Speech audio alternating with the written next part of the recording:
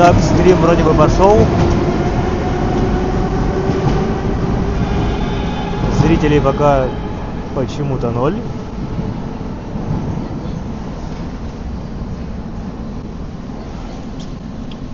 Почему 0? Вопрос.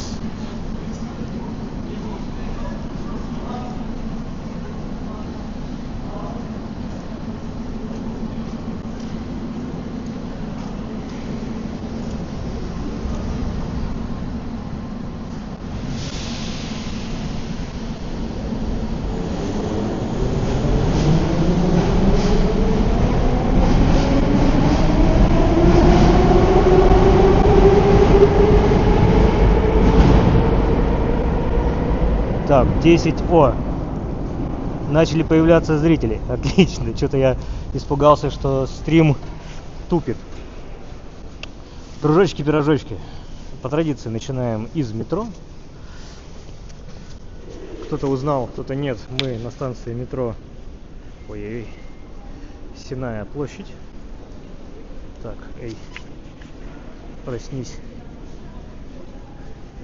И пой. Вот. Метет, правда. Сегодня у нас в Петербурге циклон то ли Яра, то ли Яру. Так что будем сегодня уворачиваться от снега, который, как мне кажется, будет идти стеной. Да. Ну и что, у нас предновогодняя, практически предновогодняя или там предрождественская, кому как интересно, кому как нравится прогулка. Все-таки уже вот по снежному Петербургу до сей поры, можно сказать, снега-то и не было. А тот, что был, мгновенно таял. Идем к выходу. Мы на Сенной площади, станция метро Сенная, фиолетовая ветка. Кому интересно, кому нравится, как выглядит метро, здесь вот одна сводчатая станция громадная, без поддержек. Вот.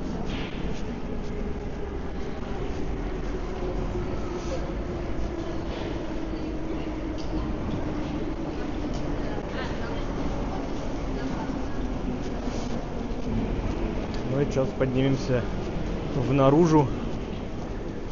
Конечно, посмотрим, как там наметает или нет. У меня на всякий случай с собой зонт взят.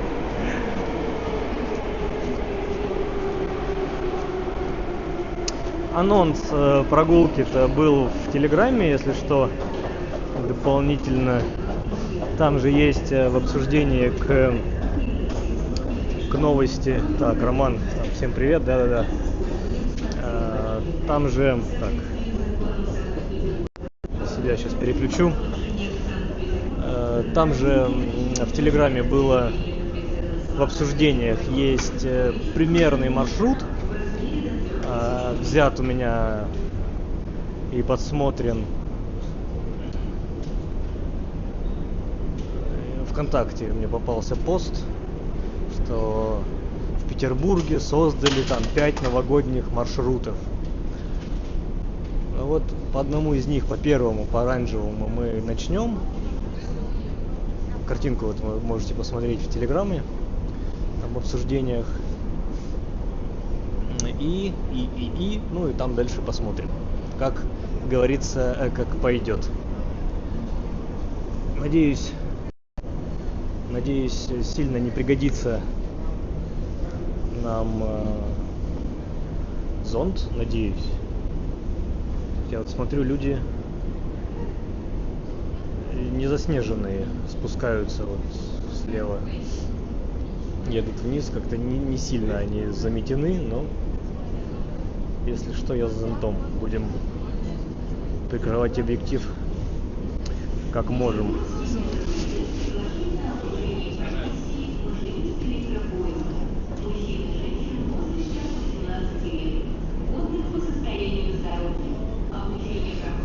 глубину.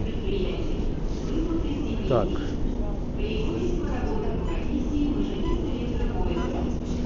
Глубину станции можно замерять, вот лайфхаки, по пилонам, по вот этим световым, если они есть. Так, white камера. Оп. Вот. То есть здесь 17-й, там 18-й, 19-й. В принципе, можете мерить по ним, потому что плюс-минус расстояние, как мне кажется, одинаковое на всех станциях. Некий стандарт, возможно, был. Есть, конечно, и поглубже. Здесь у нас выход из станции метро прямо под проезжей частью, то есть над нами дорога, над нами Сенная площадь в целом. И из этого мы попадаем сначала из метро в подземный переход под площадью.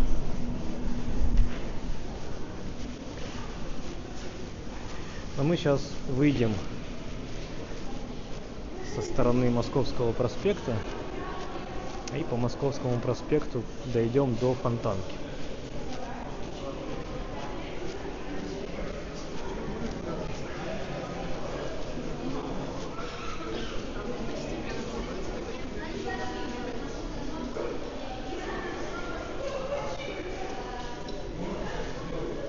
Ну да, погода вынуждает.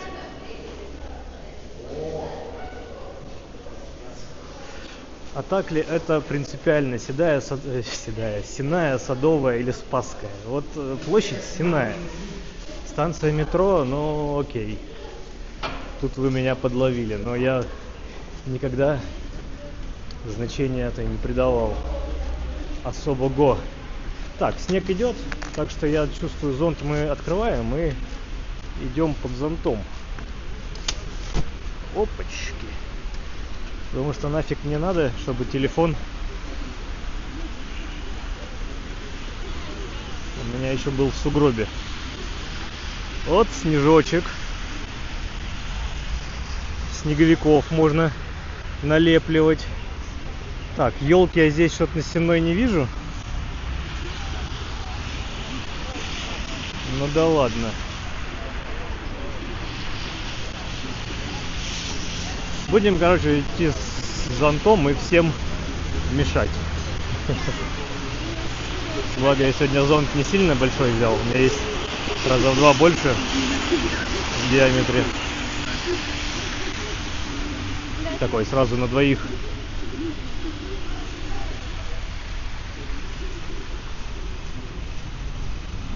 Вот, на Московском такие примечательные украшения на фонарных столбах. В отличие от Невского проспекта, где обыгран императорский стиль. Мы на Невском сегодня тоже будем. Да и в прошлый раз гуляли по Невскому, вы видели. Вот и тут зонтиком, видите, буду немножко в кадр иногда попадать. Что делать? Снег, конечно, некрасиво. Так, знаете, медленно, безветренно падает. А сегодня с ветерком погода.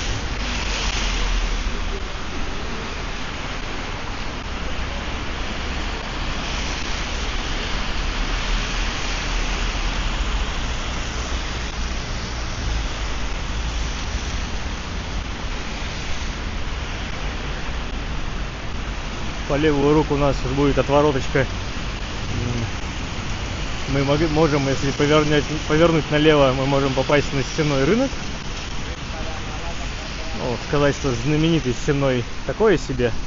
Я думаю, Опрашка более известна. Ну, вот там вход. И уже начинаются торговые ряды. Сначала шмоточные. Правее уже, если повернуть правее, окажетесь на продуктовой части Сенного.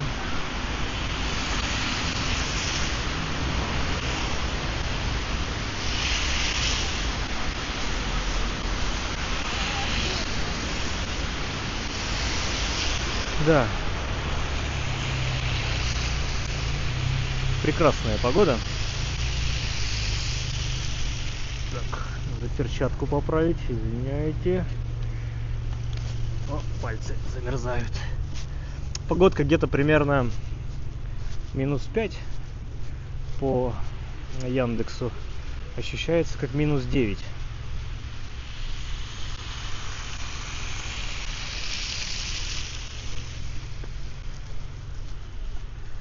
Нет никакой гарантии, что этот снег сохранится до Нового года. Есть всяческие вероятности, что он растает. Пока ближайшую неделю все-таки где-то плюс-минус минус-то какой-то обещали.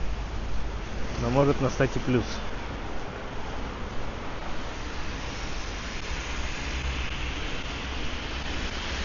Да, и вот мы видим первый снег. Прям буквально чист и целомудрен, и не испорчен пока никакой солью. Вот, конечно, пытались солью что-то подсыпать, когда еще снега не было, так, на всякий случай, от наледи. Но пока этот снег, который ложится, его еще не успели перемешать с солью, и он чист и невинен.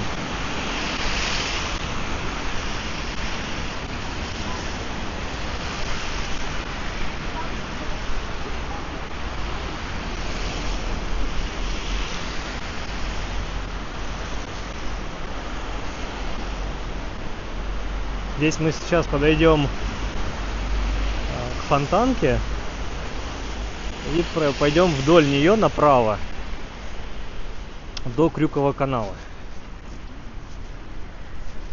А там по Крюкову мимо Мариинки до Новой Голландии. Я еще подумаю, прируливать ли на Новую Голландию. Склоняюсь к тому, что нет. Ибо в планах у меня маршрут достаточно большой. Это вот по тому плану примерно... Так, у нас уже первая снежинка на объективе. Отлично. Мне надо протереть. Ага. Что-то не очень хорошо или получилось. Вот так себе, ладно.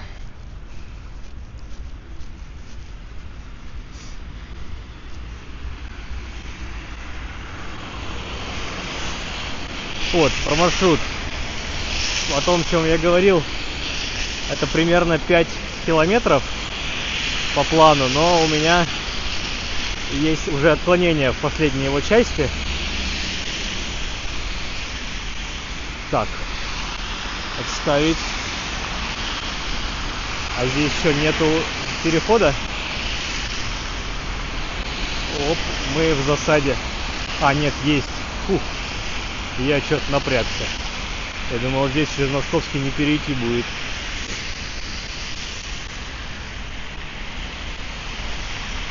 Протрите камеру, да. Ну тут сейчас мы на светофоре подстоим. Я пока камеру-то протру, да. У нас университет путей и сообщений, путяга, так называемая.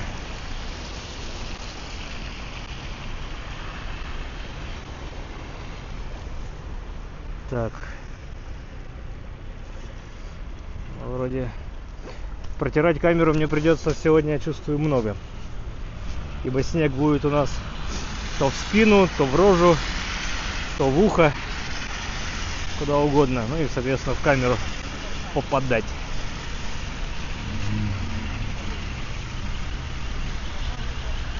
Зонт стопроцентной защиты не обеспечивает. Так, здесь давайте пойдем. Какой-то памятник. Чей-то бюст.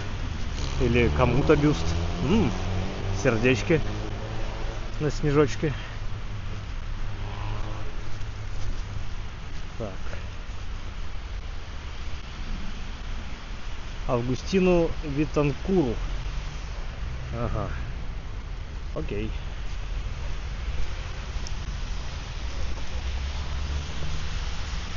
Так, здесь нам надо успеть перейти Зебру, чтобы прям по набережной идти.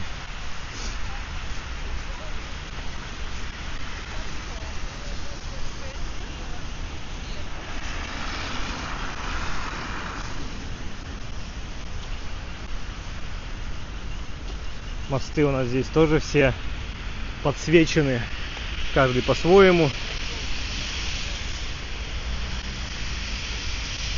На Фонтанке начинает появляться шуга, это называется, или как правильно. Вот первые намеки на лед. Но это по большому счету, наверное, просто снег собирается, как-то кучкуется. Ага, Фонтанка у нас в целом-то не очень праздничная. Так вот, на противоположном берегу там есть некий сквер, вот в нем видите огонечки интересные.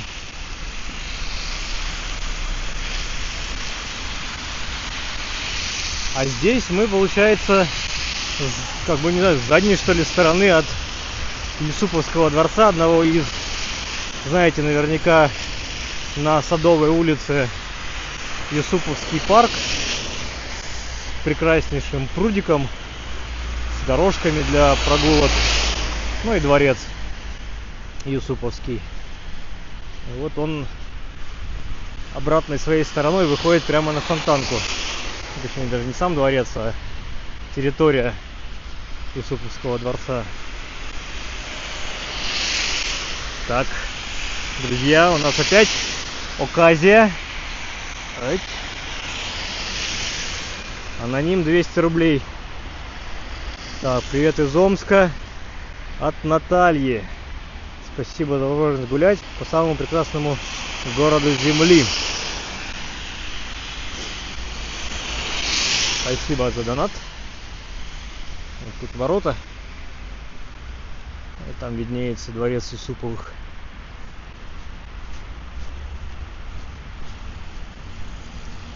Так, хорошо. Знаем, что Фонтанка у нас сильно в этой местности не украшена. В целом у меня есть еще план сегодня на Фонтанку выйти, но уже ближе к Невскому проспекту.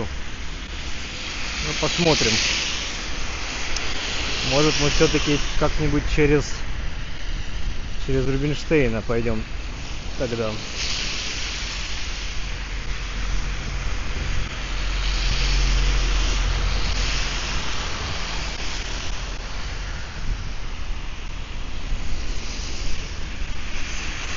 Видите, у меня тут зонт то появляется, то пропадает из кадра. Это я тут с ветром борюсь.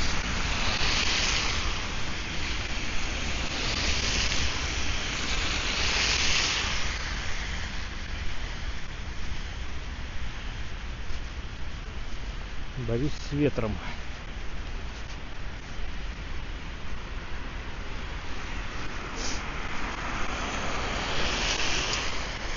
Так, первый у нас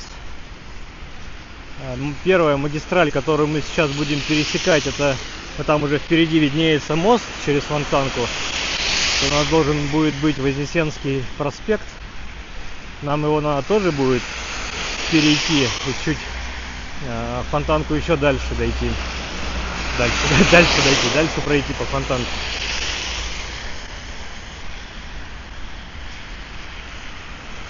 Здесь у нас ничего, получается, праздничного нет, к сожалению. Но кто бы знал, но вот мы теперь знаем.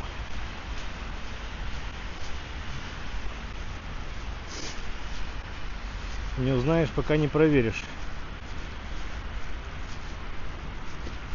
Но странно, слушайте, если вот они этот маршрут придумали и нарисовали аж чуть ли не первым, то вот какая-то хоть новогодняя тематика здесь быть должна. Но я пока здесь, вот конкретно здесь не вижу. На Московском, да, было. А так нет.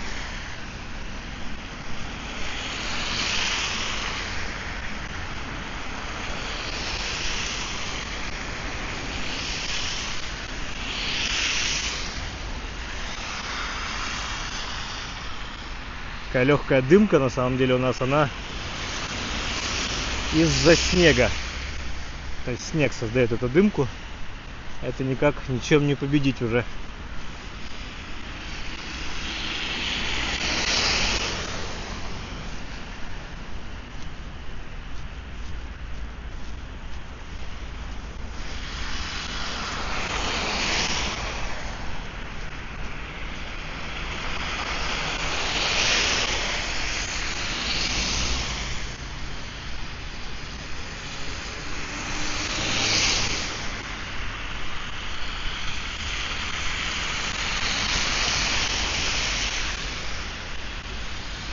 Я сейчас вижу, заметил табличку на доме: набережная Фонтанки, дом 121. И насколько помню, в этом месте, да, в этом месте, вот где ступеньки были, мы прошли, летом отчаливают прогулочные кораблики по рекам и каналам.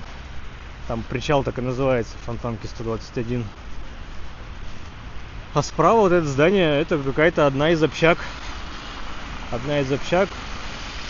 какого-то универа.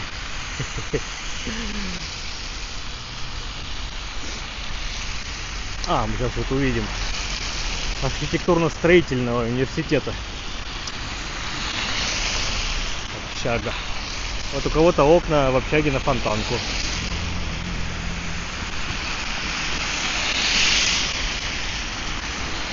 Красиво? Я думаю, неплохо. Как раз вот тут на один из особняков видок у них хороший.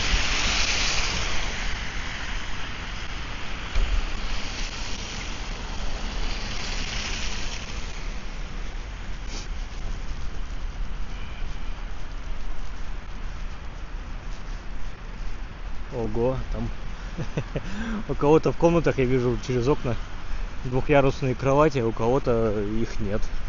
Вот, кого-то из студентов уплотняют, а кто-то в комфорте живет. Там вот виднеется купол Троицкого собора.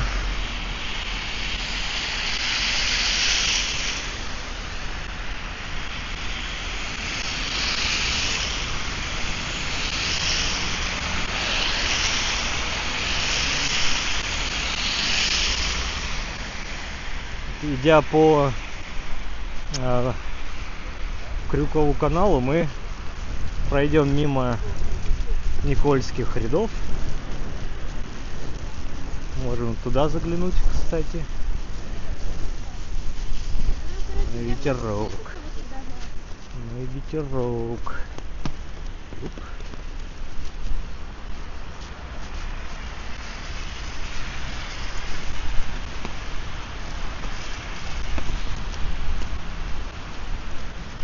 Друзья, не могу сильно часто по сторонам посматривать, камеру водить, ибо я тут одной рукой зонт держу, другой стабилизатор, под ноги еще дырю.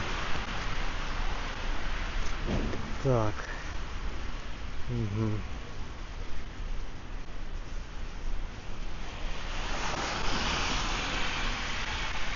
Так, давайте уже пойдем здесь по тротуару. Сюда выходить к ограде не буду. Тут нам опять надо камеру протереть. Делаем паузу, остановку. Я пытаюсь протереть камеру.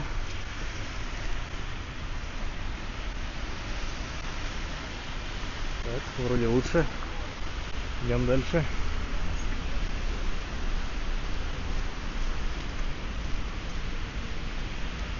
Так, Илхом, да, привет. Привет.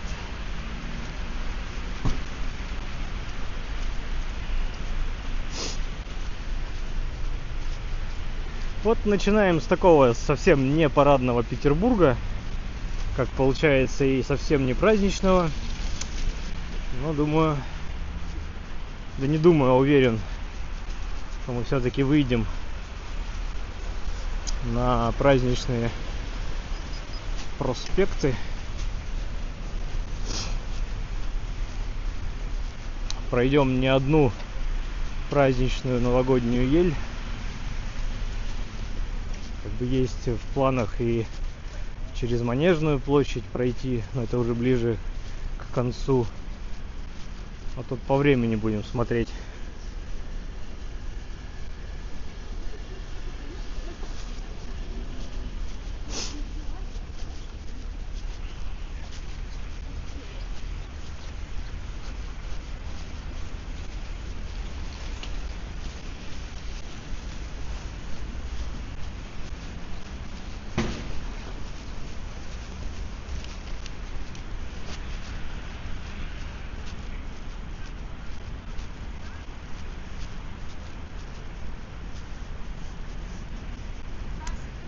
Красиво не то слово. Ну,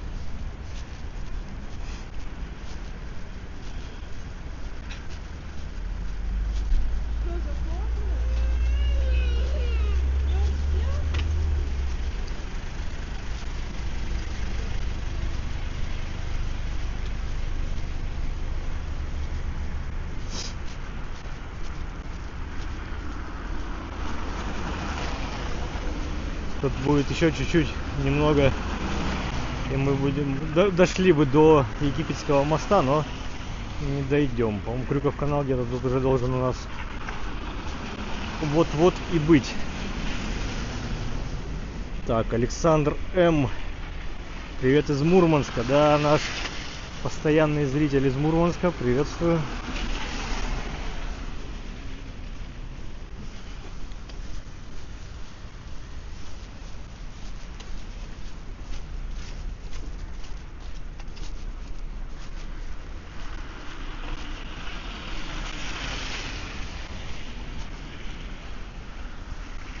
Вон там Троицкий собор за домами виднеется.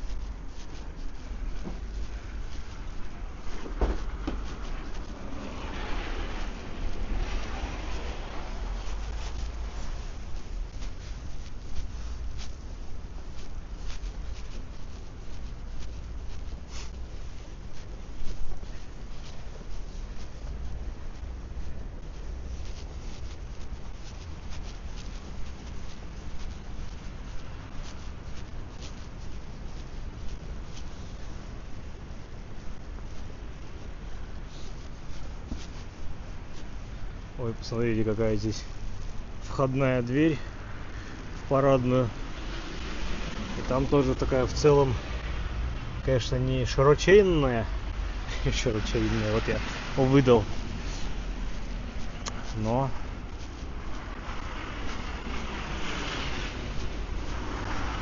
красивая парадная с лепниной. Да, вот здесь уже этот мостик впереди.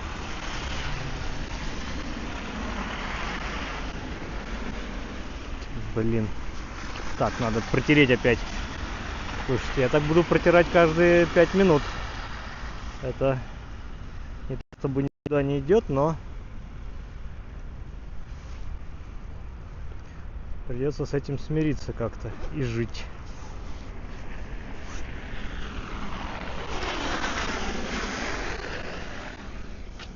Оп, хорошо. Так.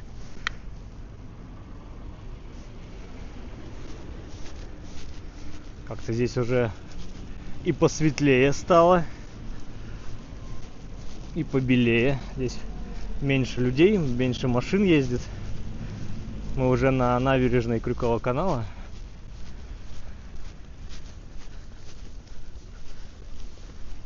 Так, еще донатик был. Привет из Перми. Ага. Чудесно. Слева должно отображаться экрана 5 последних задонативших. Так, здесь даже, наверное, перейдем.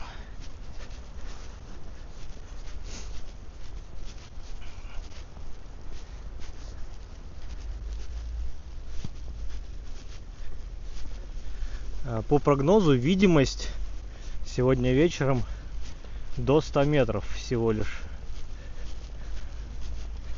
Это вот настолько сильный снег, в который мы как раз сейчас и попадаем.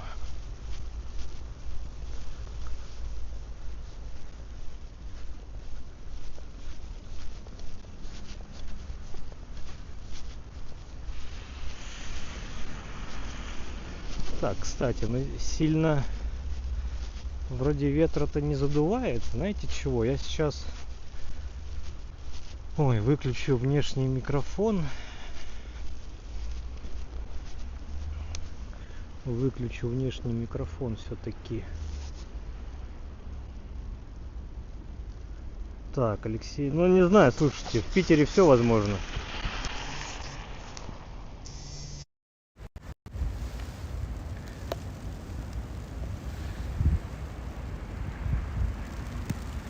Так, громкость. Все, будем. Звук немножко должен был поменяться, такой больше шумов должно стать и атмосфернее в части шумов города, звуков города. Как будто бы справа вот это желтеющее здание, это у нас уже как раз Никольские ряды.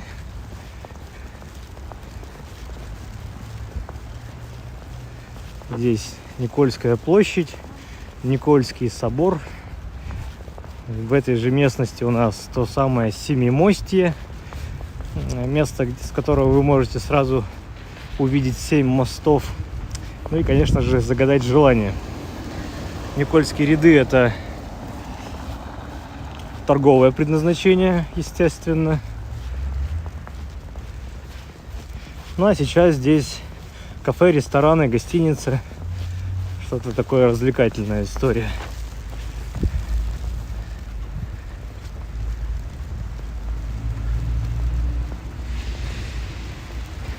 Всего 10 метров видимость. Ну, всего. Да. Ну, собственно, это что-то вот сродни у нас большому гостиному двору, да. Только большой гостиный двор — это, можно сказать, царь гостиный двор. Ну, Никольский чуть-чуть попроще.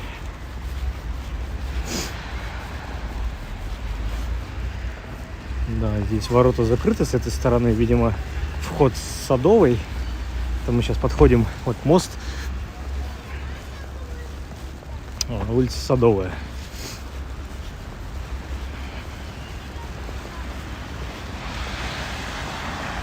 Нам надо перейти ее. Ой, на Садовой тоже, смотрите, какие.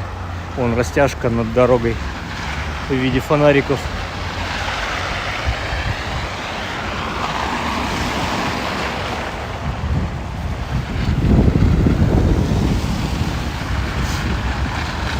Так, я иду на зебру, чтобы там Садовую перейти. Великая уляпанная машина. Кто-то ее обделал.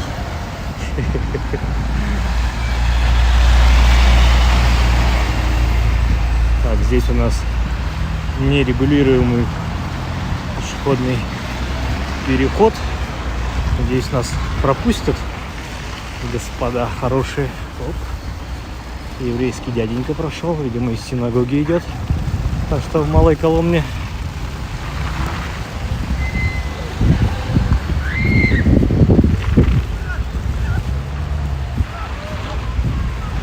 Так, но мы сейчас какие-то дикие школьники. Сейчас пройдемся до того моста. Или нет? Или не пройдем? Пройдемся. Семимостье — это у нас как раз вот с этого моста. Если стоять на нем, то вы все 7 мостов сможете разглядеть, увидеть. Здесь у нас пересечение канала Грибоедова и Крюкова канала. мост Староникольский был. Мы идем к следующему мосту. Пойдем мимо колокольни Никольского собора. Оп. Аноним задонатил и без сообщения. Красногвардейский мост.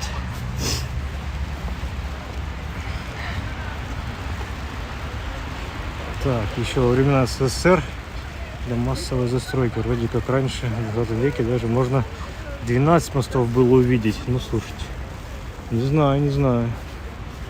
Где тут еще 5 натыкать? 1, 2, 3, 4, 5, 6. И вон там 7. Не знаю, где еще был. Не знаю. Так, опять пауза. Протираем. Снег у нас неумолимо нападает.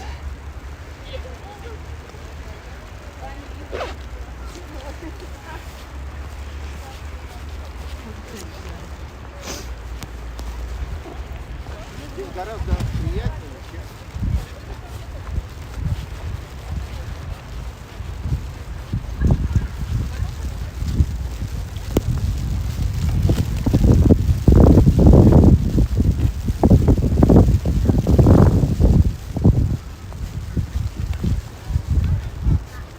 Я думал, в такую погоду гуляющих почти не будет.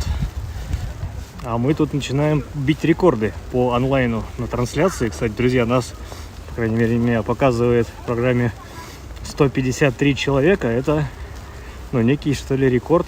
Или я забыл, какой у нас был. Что-то вроде этого. Так. Написано так в Википедии. Со снегом красивее. Нет, я не спорю. Может быть. Просто я говорю, что не представляю, какие там мосты еще могли быть. Но если взять во внимание, возможно, мосты пешеходные, деревянные были, которых уже нет, то окей. А там в Википедии просто, что якобы было, или там есть информация по мостам, где они, или хотя бы как они назывались. Потому что они могли называться как-то притянуто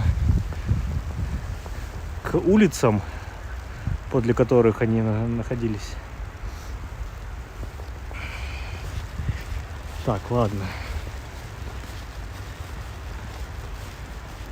Здесь мы сейчас должны будем подойти к Римского-Корсакова улице. И вот мост там через Крюков канал.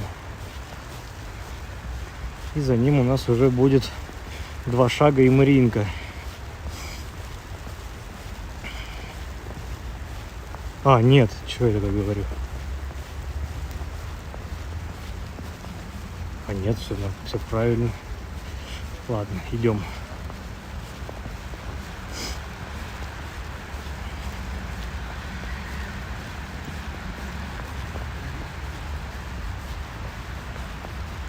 Только здесь непонятно, где зебра. Надо будет куда-то бежать или...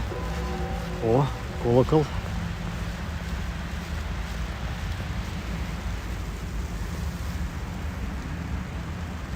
Так, пока опять протру.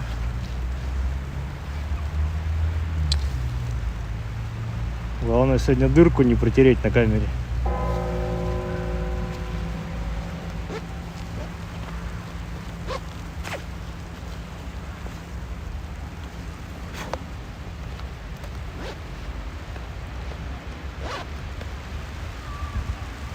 Так, Иоанн. Ух ты, какая красота. Добрый вечер. Я с Украины. И в моем регионе еще пока снег не выпал. У нас тоже сегодня, считайте, первый день, когда вот прям, снег-снег.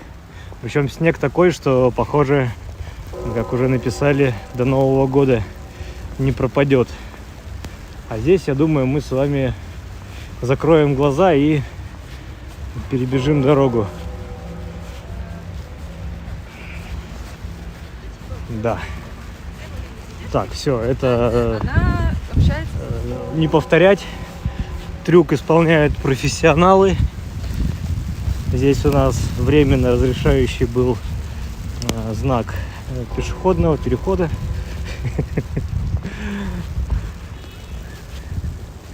Да, и вот все мосты, практически все, ну или большинство, так или иначе регистрированные погрузочные по Питеру не стримят из-за погоды, возможно. Не знаю, Алексей, я не буду за других ничего говорить. Я буду делать вид, что о них ничего не знаю. А я лишь решил, что раз у нас давно не было снега, и снег, ну, по крайней мере, для меня снег — это неотъемлемая часть Нового года, и Новый год вообще без снега не может быть. Так, это у нас тут особняк шоколадного короля, так называемого. Дом, в котором... Так, что такое? Привет, отличная прогулка. Ох, тут много букв не осилил, извините. Ага, ну, мне понравилось. Какой программой пользуюсь для стрима? Streamlabs, по-моему. Я пользовался двумя программами. Пробовал Призму, Prisma Live, и вот Streamlabs.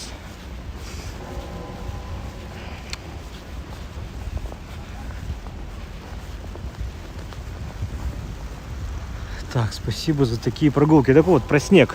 Снег — неотъемлемая часть, во-первых, зимы, во-вторых, Нового года. И сколько бы вы ни навесили, точнее, сколько бы вы елок не наставили, и сколько бы вы их не обвесили гирляндами с игрушками, если не будет снега, вот у меня не будет никакого ощущения ни Нового года, ни Рождества. Абсолютно. Вообще праздника нет. Но вот снег выпал, и я бегом все причиндалы распихал по карманам и поехал в центр.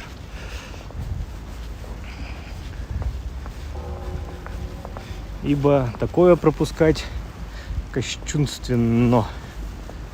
Я с Адлера, у нас тоже по Адлеру ходит, кто показывает природу. Спасибо вам большое. Да, вы про стримеров, наверное. Онлайн отличный. Угу.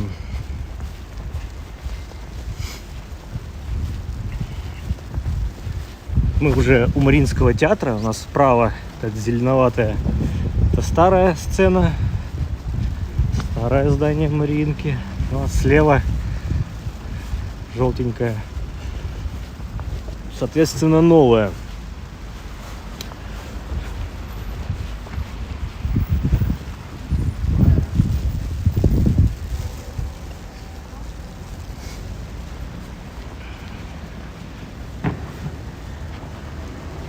Какие-то светящиеся елочки над каналом. Опять же, сегодня суббота, выходной вечер. Скорее всего, в Мариинке какое-то представление должно быть. И вот люди, которые у нас впереди идут, они так или иначе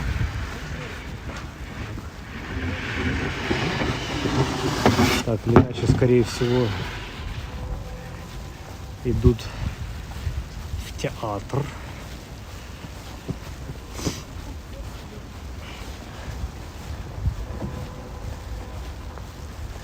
В Мариинку. Ну, друзья, тут дорогой игроман, я не то чтобы плохо отношусь, когда меня называют экскурсоводом или наши прогулки экскурсиями. Я все-таки недостоин такого высокого звания экскурсовод. Без иронии говорю. Ибо, во-первых, эта деятельность у нас лицензируемая. Экскурсии просто так никто не может водить. Надо подтвердить свои, во-первых, знания, навыки и вот это все. А во-вторых, просто надо... точнее, нет. Во-вторых, все-таки, если ты себя называешь экскурсоводом, то ты берешь на себя некую ответственность за то, что ты говоришь. все, что тобой сказано, должно быть подтверждено какими-то фактами, там, историей. Ну, вот, короче, много знать надо. Я вообще ничего не знаю. Посему себя экскурсоводом и наши прогулки экскурсиями все-таки не могу назвать. Не, без претензий, игроман. Просто я вот поясняю свою позицию. Да, видите, тут люди в Мариинку рвутся. Культурное просвещение и вот это вот все. Так, а мы здесь что? Нам надо опять перейти. Здесь у нас уже улица Декабристов, мост Декабристов. Нам надо тоже дорогу перейти, дабы нам продолжить движение. Так, ну нам налево пойдем здесь до перекрестка, там светофор есть, там перейдем. Потому что Декабристов уже улица достаточно оживленная. Так, а что здесь у нас? 12-23. Так, афишу не вижу. Не знаю, что сегодня. Но вижу, что люди красивые подъезжают, заходят. Здесь в Мариинке, посмотрите, вот эти желтые стены, это светящийся камень. Оникс из Ирана, по-моему, и оникс привезен, ну, откуда-то с Ближнего Востока. И вот стена из этого камня оникса полностью выложена. Ну и за ней подсветка, и этот камень пропускает свет. Красивенько там внутри. Красивая новая сцена.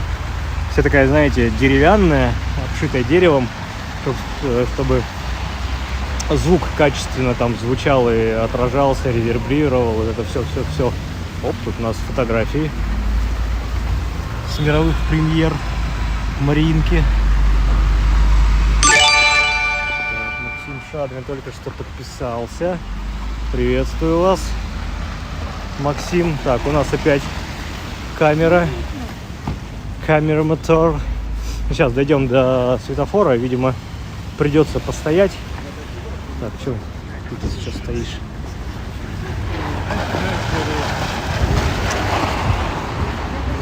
Становимся, я камеру протру.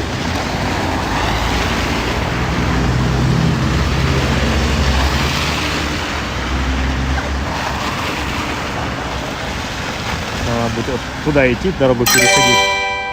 Так, аноним 200 рублей. Дружочки-пирожочки, не стесняйтесь, подписывайтесь.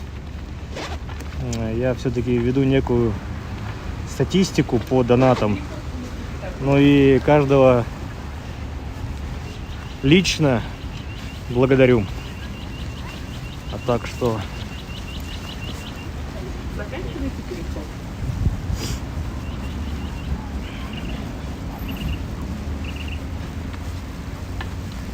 Так, если мы вот по этой улице пойдем, мы куда-то ведь придем, я надеюсь. Давайте пойдемте здесь. Получается, немного срежем. Вот, не знаю. Сейчас мы направляемся. Так, все в норме, ходи и говори. Я как тот чукча, то вижу, то пою. Я вот... Давайте в этот двор зайду. Чего? Тихий питерский дворик. Вот у кого-то здесь балкончик, как будто бы. Терраса, точнее.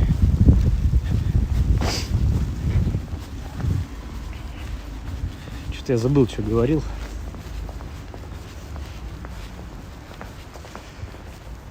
Ой, меня так легко сбить. В смысле? Да. А, вот, мы сейчас направляемся, уже Мариинку прошли, сейчас направляемся к Новой Голландии. New Holland. По-голландски говорит. Так, вижу там забор, но походу нам в заборе нет калитки. Нам не выйти будет, хотя вроде туда тропинка какая-то движется. А нет, есть калитка, отлично. Сейчас выйдем.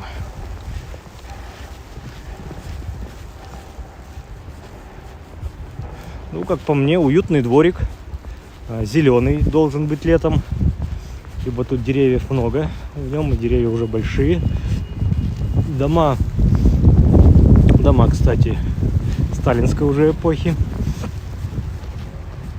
Что слева, что справа. Да, опять снег прилепился.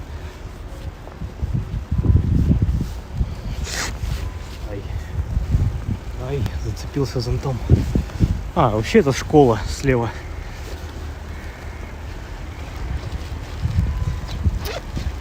Что, куда мне эту тряпку приделать?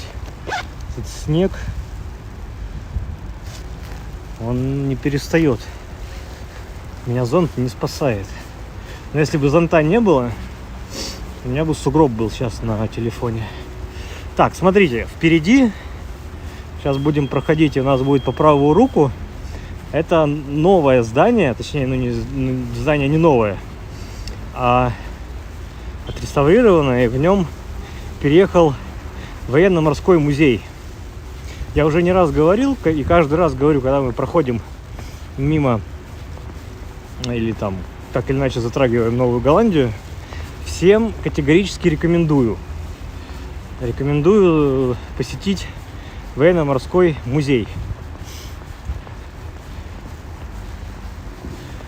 Площадь очень большая, экспозиции громадные, материала много, историчность там соблюдена, то есть вы идете по маршруту, вот такому закольцованному, и, грубо говоря, от самых первых каких-то археологических раскопок, первых лодок, первых долбленок, с чего вообще начиналось, ну и заканчивая уже современными судами. Так, здесь что мы, как мы?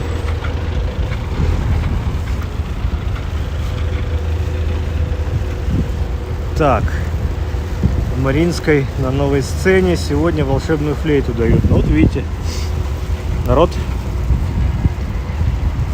идет. О, уточки, смотрите, по льду шарашат пешеходные уточки у нас. Вот видите, насколько утки приучены к халяве, что они даже на зиму не улетают. Они вот живут в промоинах под мостами и рассчитывают только лишь на нас, на петербуржцев, на туристов, которые их непременно подкармливают. Закидывают батоны горстями. Кстати, вот у нас вот этот Поцелуев мост. Я склонен доверять той версии, что здесь был просто особняк купца Поцелуева. Ну и мост в честь него назвали. Возможно, он как-нибудь там финансировал строительство этого моста.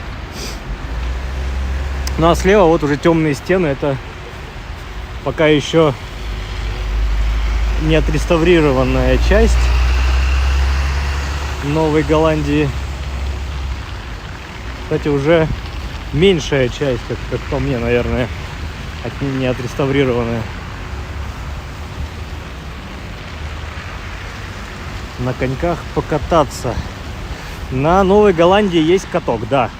Но нет, кататься мы не будем. В планах мы уже, смотрите, мы без малого почти час я уже иду. А у меня в планах на самом деле мы и половину еще не прошли. Поэтому в Новую Голландию мы на сам остров заходить не будем. Я думаю, там прикольненько гулять и идти с какой-то определенной целью, там в ресторанчике посидеть. А съемки, мы уже один раз туда заходили. Там сейчас достаточно темновато для съемок. Там так локально фонарики стоят и светят прям вот, чуть-чуть вокруг себя. Здесь мы идем хотя бы светло. Так, сегодня же как снег на ресницах.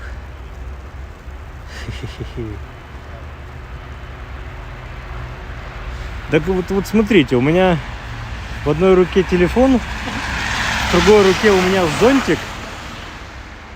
Я тут постоянно зонтом еще прикрываюсь. И то снег успевает как-то ветром прилетать в объектив. Вот мне бы еще третью руку, да. Или какой-то козырек на телефон. Ой. Смех смехом, а смех смехом.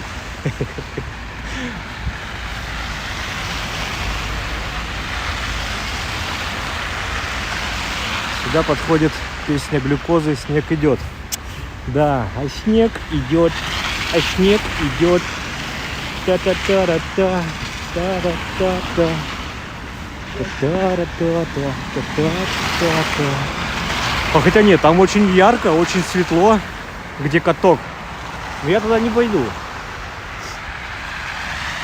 Там елка есть. Прикольдесно. Тут вот из щелкунчика какой-то вот щелкунчик. Правда, белый почему-то, в белом мундире.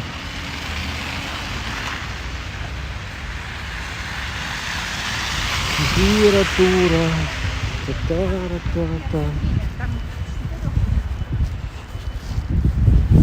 Не знаю, видно вам или нет, вот такие как будто световые столбы из-за снега получаются.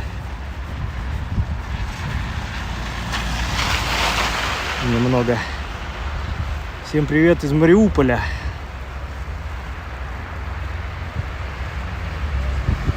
Так. Вы пишите. Так, круто, спасибо, дорогой человек, за такую атмосферную прогулку по любому городу. Да, спасибо вам, дорогие люди, дорогие зрители, дорогие человечки. Вот красивенько, да, вот Новую Голландию. Все-таки вы представьте, что когда-то в этих корпусах в вертикальном положении, подвешенном, сушили бревна, из которых впоследствии строились корабли. Думается мне, как военного назначения, так и гражданского, возможно. Торговые суда могли строиться. Ну а нам впоследствии как-то вот в ту сторону надо будет пойти. Так, я не понял. Фокус, вернись. Подождите, друзья. Протру. Только хуже сделал. Так.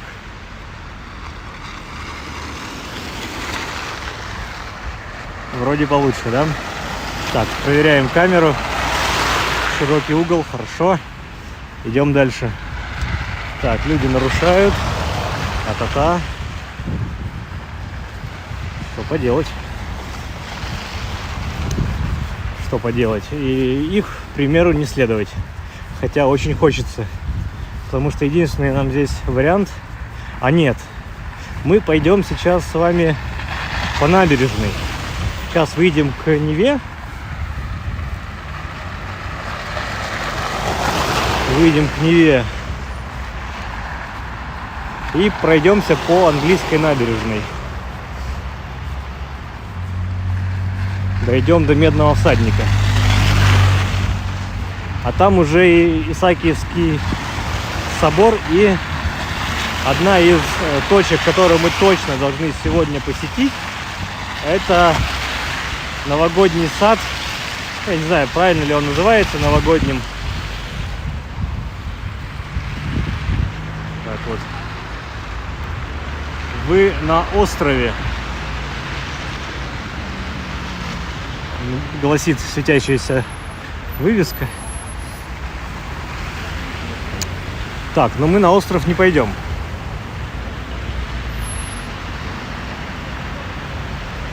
О, Олечка, вот у нас и негативчик подъехал. А я всегда в этом случае говорю так. Мы отражение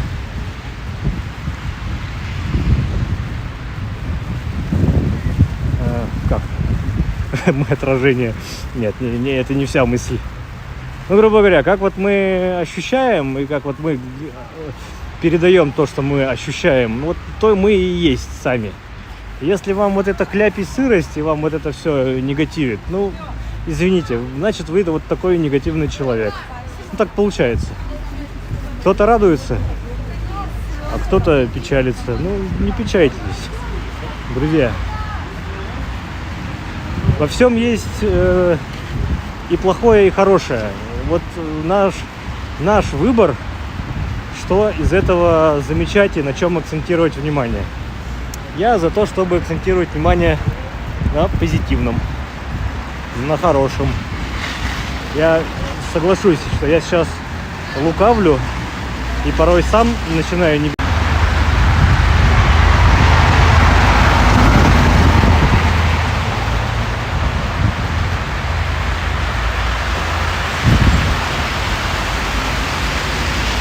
Так, я перезапустил стрим. Программу, точнее, перезапустил. Стрим-то у нас все тот же самый. Сейчас должно зависание пройти. Так, зеленый. Переходим. Перебегаем. Идем на английскую набережную.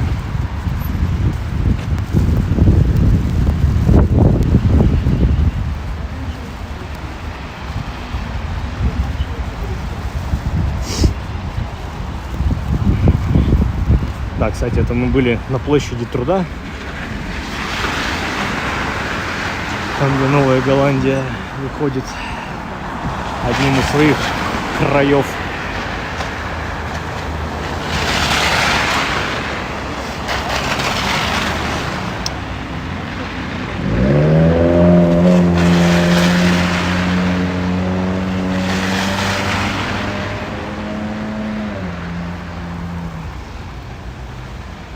Так, друзья, я вот перезапустил стрим. Скажите, как тормоза пропали, нет?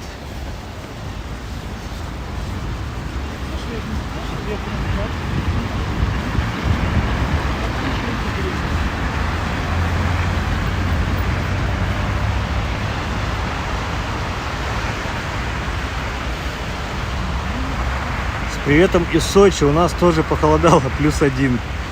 Но для вас, наверное, это действительно дубачелло.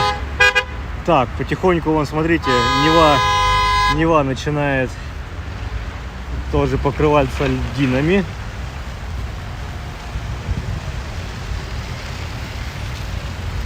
Я вижу уже впереди елочку. Так, да, лучше. Поздравляю всех жителей Петербурга со снежком. Да-да-да. Наконец-то снег. Так, опять снежинка прилетела. Ай-яй-яй.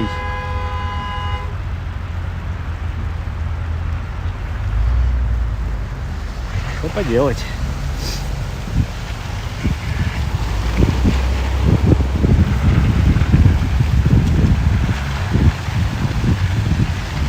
Сейчас идем, у нас ветер в лицо. Получается, мой зонт сильно от снега не спасает.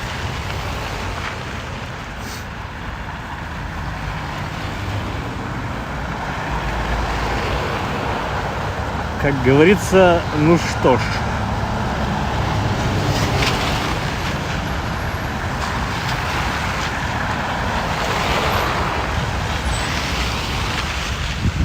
Так, вот по правую руку все нормально с тормозами. Ну, в смысле, тормозит дальше, да?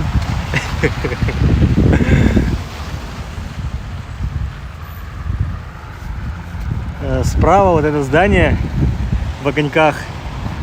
Это у нас дворец бракосочетания номер 1. Именно вот так. Не ЗАГС, а именно дворец бракосочетания. Их 4 в Петербурге, дворца бракосочетания. Вот этот первый на Английской набережной. Второй на Фурштадтской улице, станция метро. Ага. Я забыл, какая станция метро, в общем, на Красной ветке. Чернышевская. Вот. Ну и здесь сейчас мы видим толпу людей. Видимо, кто-то брачуется.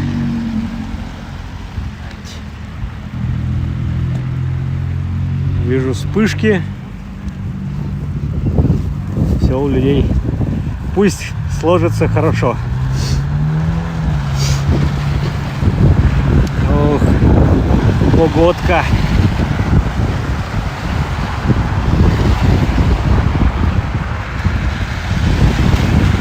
Как говорится, хороший хозяин собаку бы в такую погоду не выпустил. А мы вон что делаем.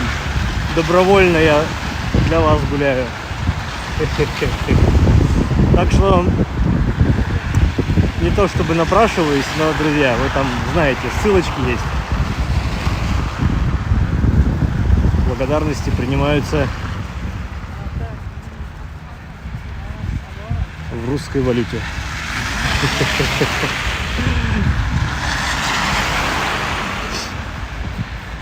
Была у меня когда-то такая идея предложить вам, ну, те, кто хочет, те, кто имеет возможность, какое-нибудь спасибо, благодарность заказать, чтобы я получил через Озон или Wildberries, например. То есть вы что-нибудь заказываете в ближайший для меня пункт, говорите мне код, я прихожу, получаю. Ой, какая забавная. Это как пенка на молоке кипяченом. Вы представляете, какая это вот? Это не лед, это вот снег тонким слоем. Как пенка на молоке, кошмар. Кто любит кипяченое молоко? Вот это вот, и кого бесила эта пенка? Вот. Она и на Неве есть.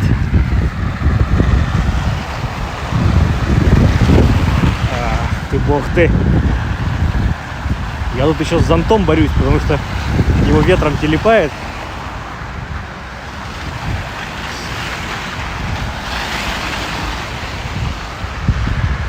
Но опять же, друзья, возможно, из-за погоды я вот сейчас уже начинаю превозмогать, переосиливать погоду. Она меня побеждает. К чему? Потому что я, скорее всего, склонен к тому, чтобы пересмотреть маршрут сегодняшний. У меня какие-то такие наполеоновские планы были. Скорее всего, придется сократить.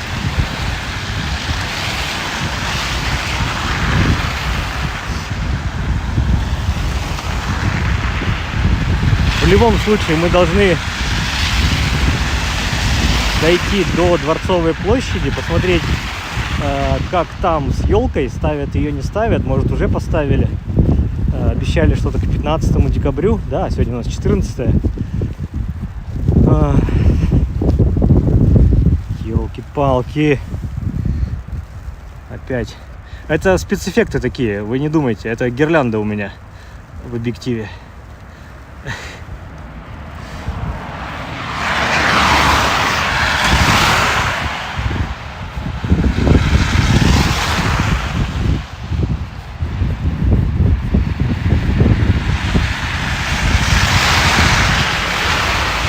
Мы живем в своем телефоне во время стрима. Приветствую, Роман, прямые трансляции на Дзене или ВК будут. Друзья, я тестировал в ВК и в Рутюбе. Вот туда я могу стримить. На Дзен нет, но видите, в чем проблема? Я стримить-то туда могу, но я не буду видеть чата. Я не смогу с вами общаться. Чтобы видеть чат, мне придется какой-то второй телефон с собой параллельно таскать. То есть и под ноги смотреть, и в телефон, и в камеру. И, в общем, вот это неудобно. Ну и, во-вторых, чат не будет выводиться в трансляцию, то есть после, в записи, будет сложно понимать, о чем я говорю, например, кому я отвечаю и на что. Привет из Казахстана, привет, Казахстан.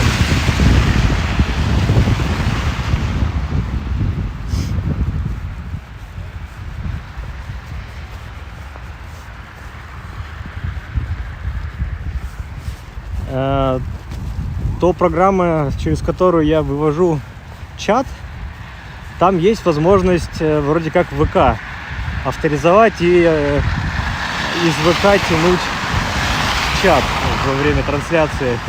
Но на деле оно не работает. Я вот буквально как на прошлых выходных тестировал, и нифига. То есть, просто ходить, не видя чата, да, не понимая как бы ни ваших комментариев, ни без возможности отвечать на ваши комментарии. Так, кто-то к нам опять подписался, отлично. У нас новые подписчики на канале, мы растем. Это радует. Короче, вот, без живого общения, живая трансляция, живая прогулка, в принципе, перестает быть актуальной. Поэтому я все-таки, видите, обещаю все, что мы, да, постримим когда-нибудь на альтернативные площадки, такие как Рутюб, возможно, ВК. Вот с Дзеном вообще вопросик. Дзен позволяет ли, не знаю. Так, у нас какой-то шквал подписавшихся. Так, мы к елке здесь подходить не будем. Друзья, мы сейчас сразу пойдем к Медному всаднику. Так, пока YouTube работает, лучшей площадки нет. Согласен, альтернатив нет. И все-таки количество подписчиков в данный момент на Рутюбе, ВКонтакте, активных подписчиков достаточно мало. Ой, как здесь ветрено. Кошмар.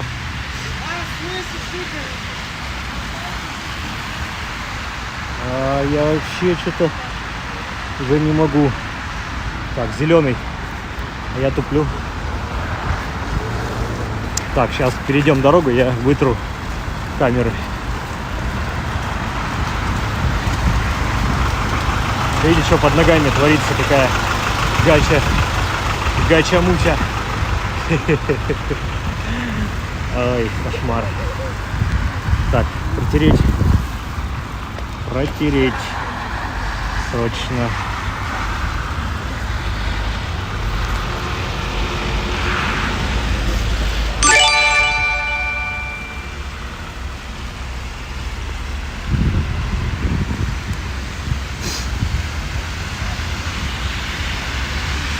Я еще что-то не по дурости, я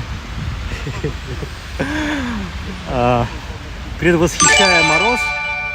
Ух ты, у нас сегодня подписота на подписоте. Что за прорвало? Это радует. Короче, я как будто сильно тепло оделся. Я в таком пуховике, в котором обычно хожу в минус 30. Я еще кофту теплую одел. О, господи. И штаны зимние. Я думал, будет холодно, но я вот сейчас с вами хожу. В принципе, я лапками-то очень быстро перебираю, потому что снежок-то уже такой, знаете, вы видите, чистенький снежок-то. Где вот гача, где вот это вот вы что-то там не любите, друзья? Это самый шикарный снег. И, наверное, единственный шикарный снег в году. Самый первый снег, который еще не успели истоптать, не успели изгадить никакой солью, снегом отставить, солью, песком, гранитной крошкой, ничем. Вот мы идем по этой шикарной целине снежной. Его есть можно, я, конечно, не буду, но вот если вот этот снежок взять тут с лужайки, я думаю, это чистейшая дистиллированная вода. Хотя не должна быть. Потому что как у нас снежинка с чего начинается? С некой пылинки, вокруг которой конденсирует влага. Ну а дальше из капельки у нас превращается в снежинки. Кристаллизируется. Так, тут какая-то у нас световая installation. Не знаю, что имел в виду автор. Так, всем привет, Роме респект. Дядя Коля, о, привет. Ром, ты настоящий сибиряк. Да, сибиряк это не тот, кто не мерзнет, а тот, кто тепло одевается. Согласен. Только я не сибиряк. сибиряк, я северянин. Кто-то меня там что-то когда-то спрашивал. В общем, это, с Белого моря я. Помор. Поморы мы. Трескоеды. Могу как помор говорить с вами. Околесицу всякую нести. Шутки да прибаутки.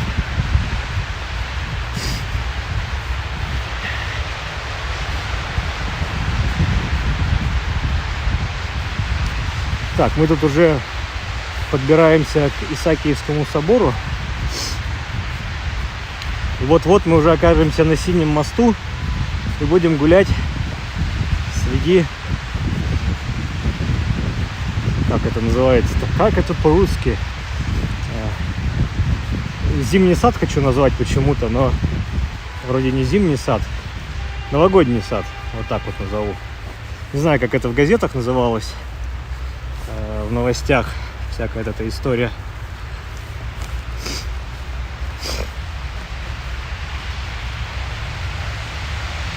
Справа здание манежа, о чем нам тут напоминают при входе две статуи мальчиков с конями, украшающих. Тут как бы еще вопросик, кто кого украшает. То ли кони мальчиков, то ли мальчики коней. Но, в общем, назовем просто укротители.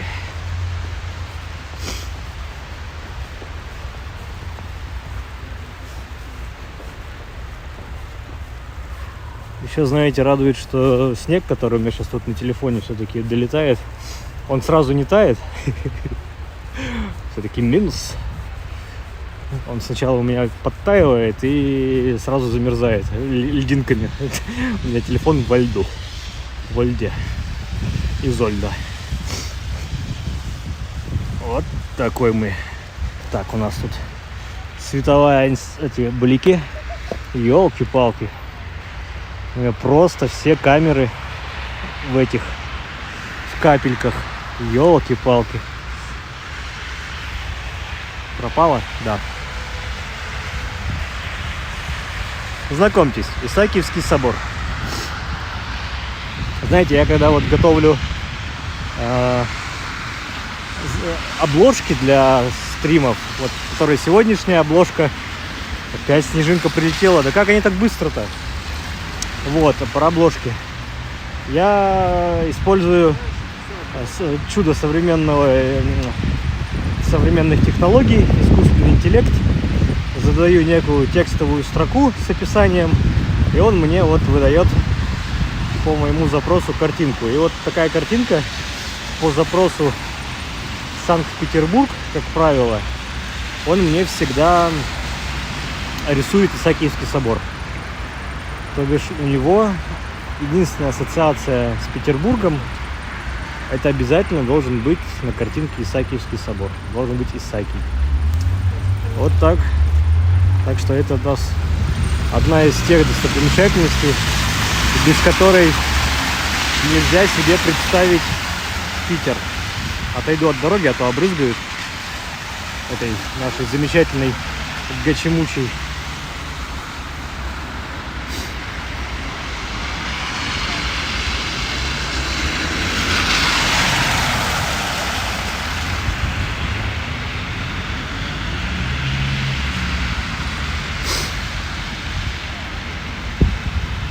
Оп, зелененький. Ёлки-палки.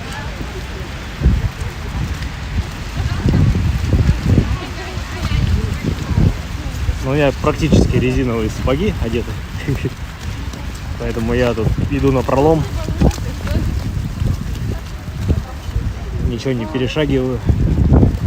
Ёлки-палки.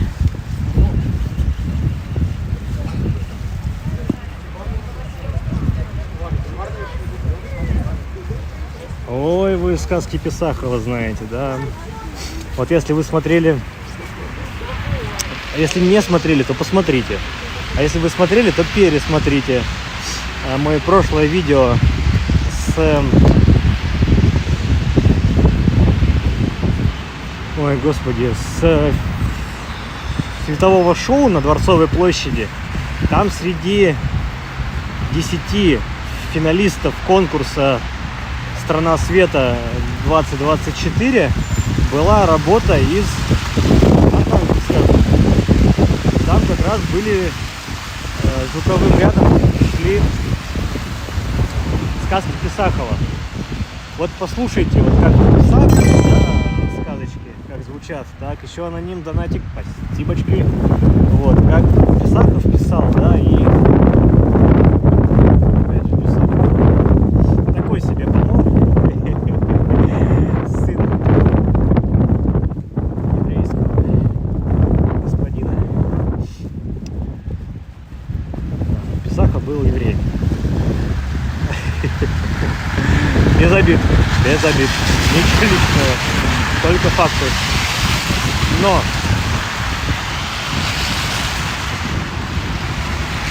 товарищ Писахов отлично чувствовал север, северные сказки. У меня зонт улетает.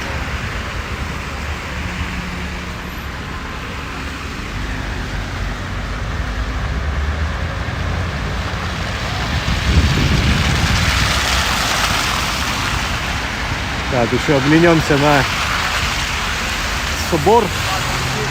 Ладно.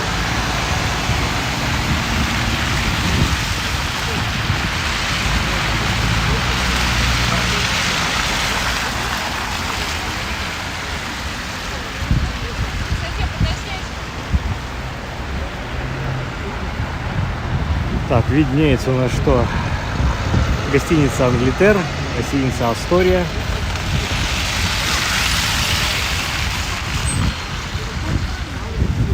Мы на Исаакиевской площади. Вообще, по-хорошему, в этом месте чуть ли не сразу 3 площади было. Отдельно площадь Синего моста, это прям как отдельная площадь. Исаакиевская, Синий мост. И вот за Синим мостом участок от Фонтанки, от Мойки до Мариинского дворца. Это тоже Мариинская, наверное, была площадь. Ну или там Трудовая, как-то так ее называли. До революции здесь был трудовой рынок. Сюда можно было прийти и наняться на работу.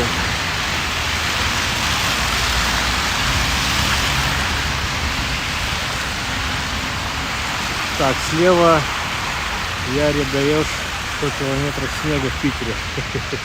Ладно. Это вы про циклон, да? Спасибо. Не прогулка, а сказка.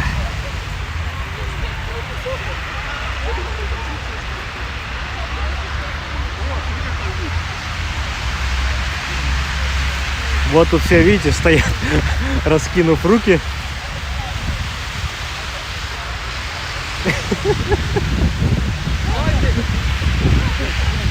Очень интересно, но ничего не понятно.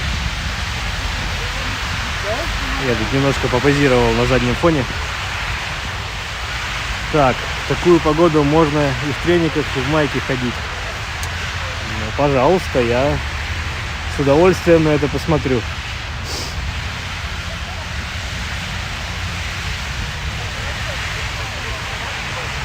Вот у нас одна из елочек в новогоднюю ночь. Здесь будет очень-очень людно. Прям архилюдно.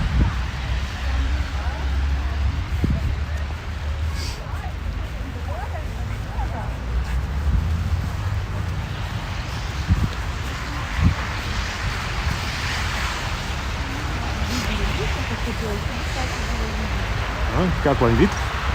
Вид имеет. Так, какой вопрос. А кто такой Исаакий? Ну, вот. Исаакиевский собор. Если вы спрашиваете, в честь какого Исаакия собор назван, ну, сегодня у нас прогулка не историческая. Интересующийся обладает интернетом, может загуглить сам. Если не может, значит ему не так сильно-то интересно, а просто человек решил подокапываться.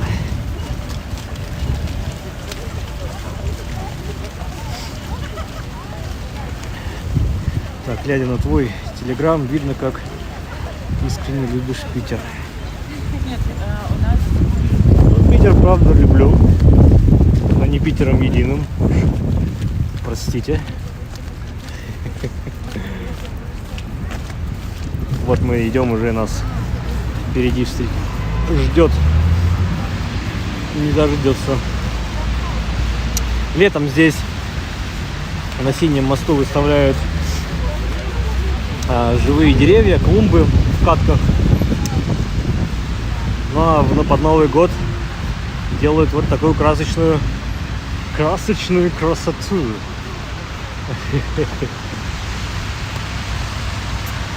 Еще раз посмотрим на Исаакиаи.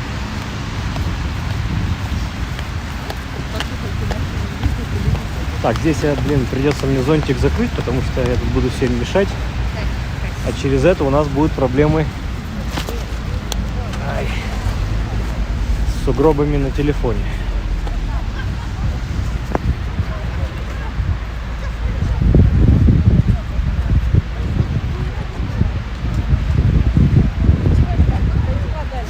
Так, Ирина опять негативит. Новогоднее настроение полный ноль, столько мигрантов, это уже слишком надоело, говорит. Ну не знаю. Дружочки, я вот хожу здесь, я что-то столько мигрантов, о чем вы говорите, не вижу. Так что давайте-ка без вот этих вот инсинуаций и негатива.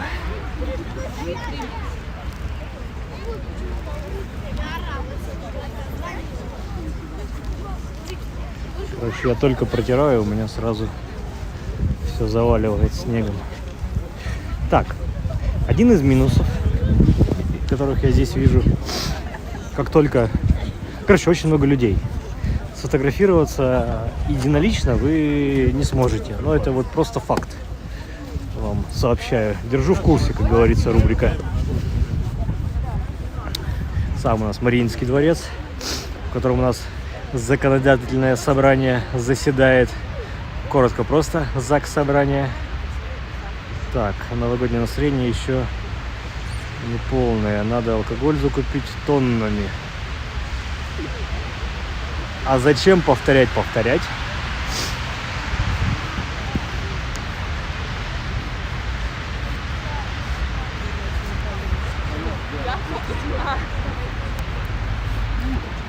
В общем, кто тут любит все эти инстаграмные истории, то вам сюда снимать всякие чудесные видосики новогодние.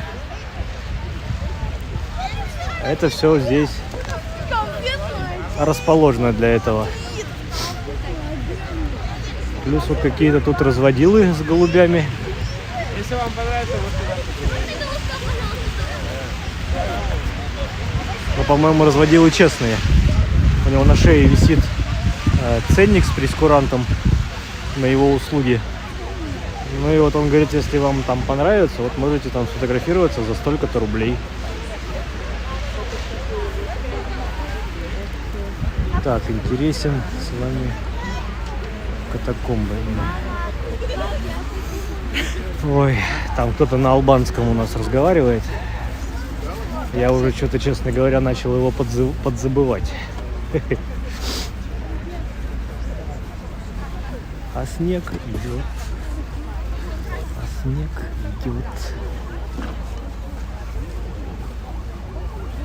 Вот, тут вот люди прямо с фонариком. Такие серьезная подготовка.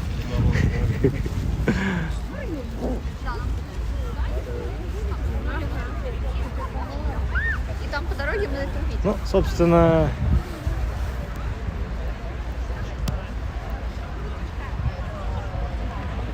Алексей, даже, по-моему, не вступайте в полемику. Это дело, по-моему, бесполезное.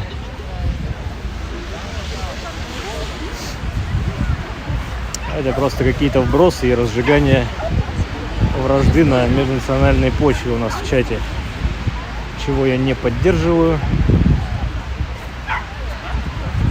Позитива.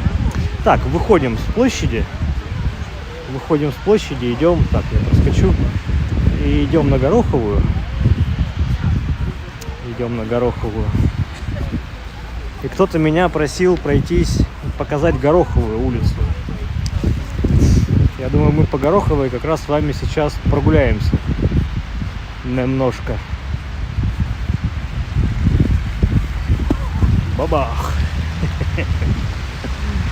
Мальчуган чудит. Так, пропустим сейчас здесь все бибики и пройдем.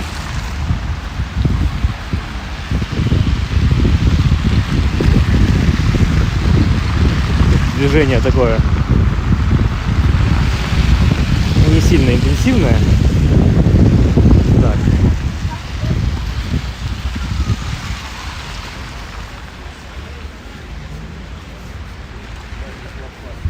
Так, знаете что? Мне надо... Сейчас я телефон поставлю.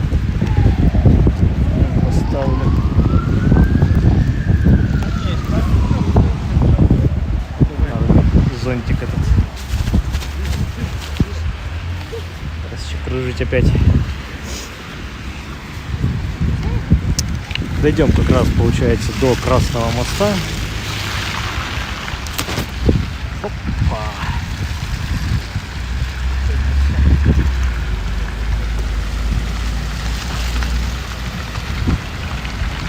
Так что приходите здесь все сюда, на Исаакиевскую площадь, на Синий мост. Самый широкий мост в Петербурге, именно по ширине. В ширину, не в длину, а в ширину. Широкий, в ширину. Он коротенький, но широкий. Вот, в общем, приходите сюда за новогодними фотокарточками, как раньше говорили, да?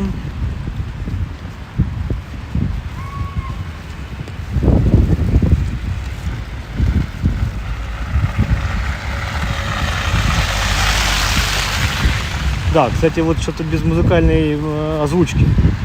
Что-то не помню, в прошлом году какая-никакая, но музыка, по-моему, играла. Но это не точно.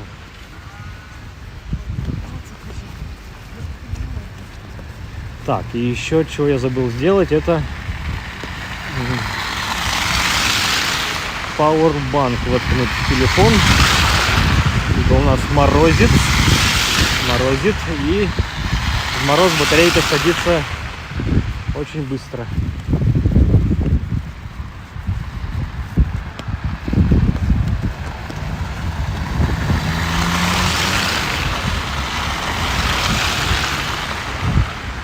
Так, где бы мне тут приткнуться?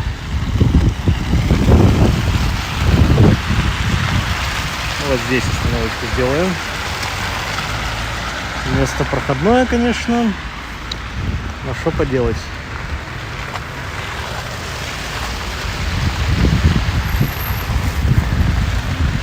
Просто залепляет мгновенно. Я протирать не успеваю.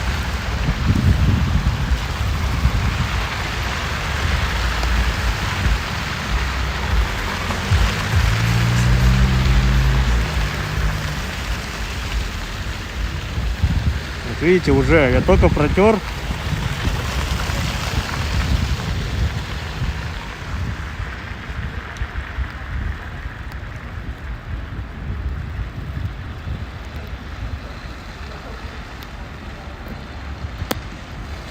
Так, вы про какую станцию говорите? Пока метро выйдешь, уже устанешь. Вы про Сенную? Возможно. Так, идем. Ай, опять надо протереть. Хотя ладно, пока терпим. Вы еще посмотрите, у меня, видите, все рукава уже в сугробах.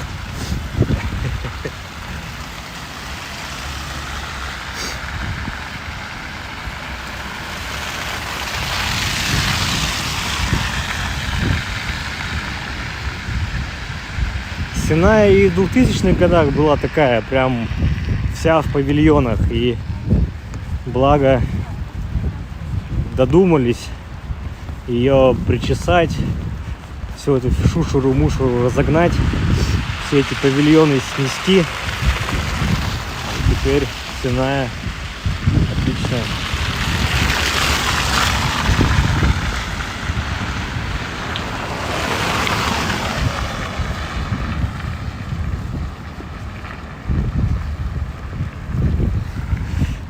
Опрашка на месте, сеной рынок на месте. Из опрашки все уже который год грозятся сделать пространство, какое-то, в общем, городское пространство с выставками, с культурно-массодосуговыми мероприятиями, плюс какой-то жилая там застройка должна была быть появиться, но, говорю, который год, а как рынок был, как рынок и остался. Я вот про опрашку говорю. Эх, протираем.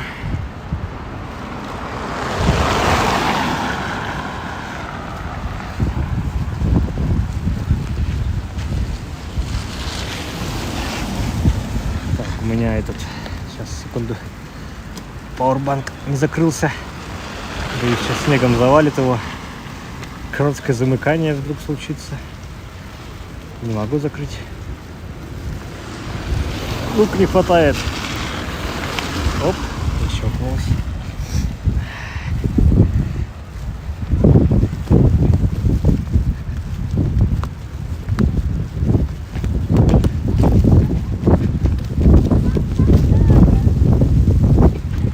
Магазин Какашик. Серьезно? Так, а на большой каток есть планы? Нет. Вы про большой каток, наверное, Флагштока. Это у нас Крестовский остров. Флагшток, только что станция метро «Зенит». Это только что за «Зенит-ареной». Там самый большой каток в мире, туда-сюда. Но слушайте, если вы видели... Ну, есть видосы, где прям смотрите, как классно, а есть видосы, как реально. Вот ожидание и реальность, что называется. Чтобы туда попасть, надо там минут 40 в очереди отстоять. Так, мы на улице Гороховой, мы прошли Красный мост. Ой, универмаг у Красного моста. Ветер усиливается, кстати.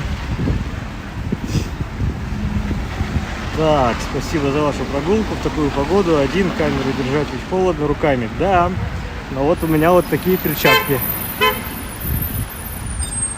Рукавицы, перчатки, да.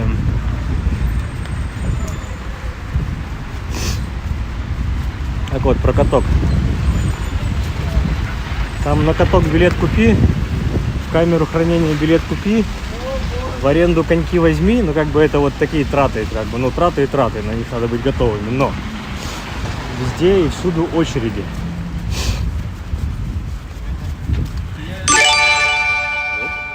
Отлично. Еще один подписотник. Еще один наш сопрогульник. Так вот. Не знаю, насколько правда или нет, но вы вот берете в аренду этот шкафчик, его там все складете, закрываете, но когда сеанс заканчивается, эти все шкафчики якобы открываются одновременно. То есть вы уже должны прям рядом с ним стоять и не допустить того варианта, что у вас что-нибудь украдут. Так что вот так. Да и я так себе каток, так себе катаюсь на коньках, поэтому камера будет дрожать и падать слишком часто, поэтому нет.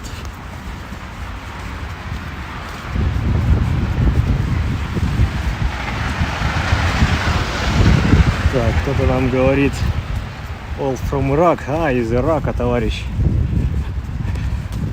Да, hello, hello.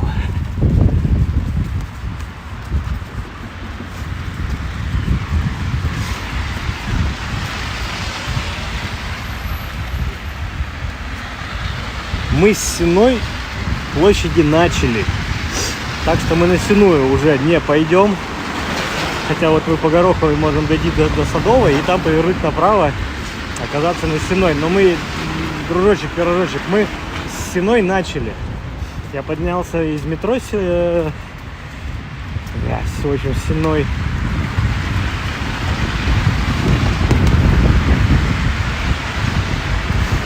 И пошел на Московский проспект, по Московскому. Мы там дошли до Фонтанки.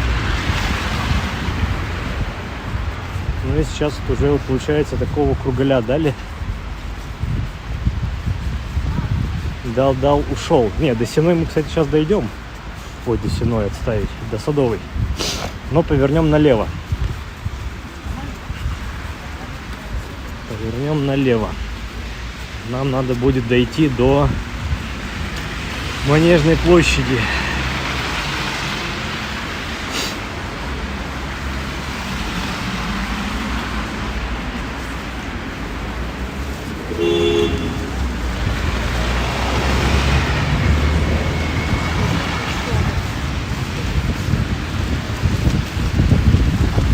Так, нам опять заляпала камеру. Все, уже мы пошли. Надо опять остановить. Сейчас остановлюсь на канале Грибоедова. Протремся.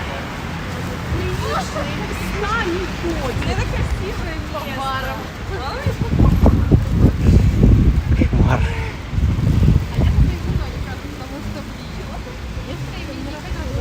Все, протерлись. Идем. И шапку еще поправить. Кошмар. Проблема на проблеме. Ай. У меня просто уже шапка на глаза съехала. Так, что у нас? Каменный мост через канал Грибоедова. Он, кстати, без подсветки, я смотрю. Дальше там у нас Мучной мост пешеходный.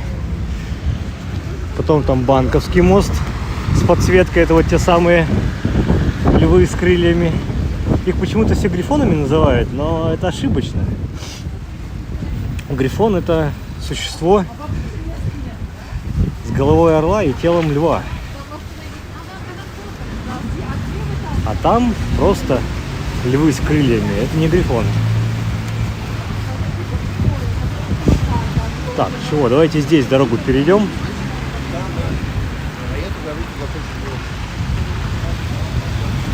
Пойдем по четной стороне Гороховой улицы. Кстати, Гороховая, вот для того подписчика, извиняюсь, имя я забыл, кто-то спрашивал про Гороховую, как она украшена. Никак. Гороховая украшена никак. И вот никак и не почищена тоже. От слова совсем. Только лишь какие-то заведения питейные и едальные, они вот входы у себя в новогодней тематике оформляют. Но не более. Привет из Мордовии. Прикольно. Так, привет из Москвы. Что-то у вас погодка ужас какая. У нас первый снег. Ну такой, первый нормальный снег.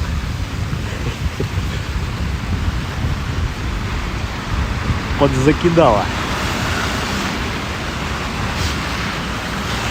Еще можно сказать, заснежило.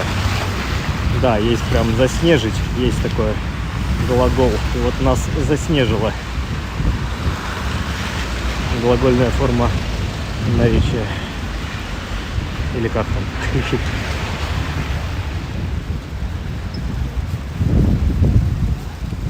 Вообще улица Гороховая интересная. Вот вы, не знаю, сейчас обращаете внимание или нет, но вот у каждого входа по 2, по 3, по 5 человечков стоит. Это все любители покурить. Ну, просто они вышли покурить. Не то, что они сюда пришли покурить. Это Боревичи все какие-то. Ну, там грузинская кухня, смотрю. Тут через дорогу еще там что-то такое. Кстати, очень похоже на как будто в русском стиле оформления. Ну, может быть. Вот Питас тут слева. выходной день, люди отдыхают, Ноги все трясутся. вкусно кушают, выпивают, общаются, на эмоциях курят, по всей видимости. Гороховая такая, движниковая становится со временем, кстати. Ну и опять же в центре, рядом с метро, очень неплохо. Вот это уже 208, я бы сказал. Я люблю точность. Сейчас все тут. Woman in red. Еще чуть-чуть, она будет in white.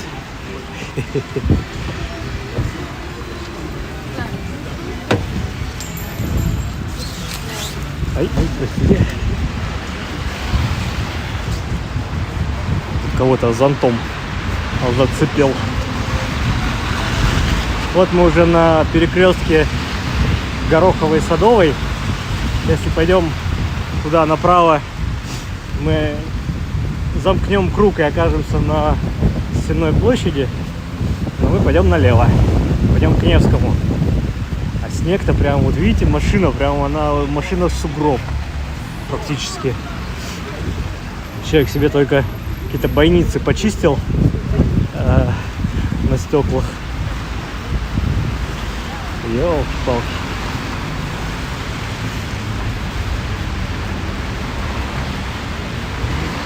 Так, ну, в связи с погодой я вынужден констатировать тот факт, что действительно маршрут мы немножко сокращаем уже.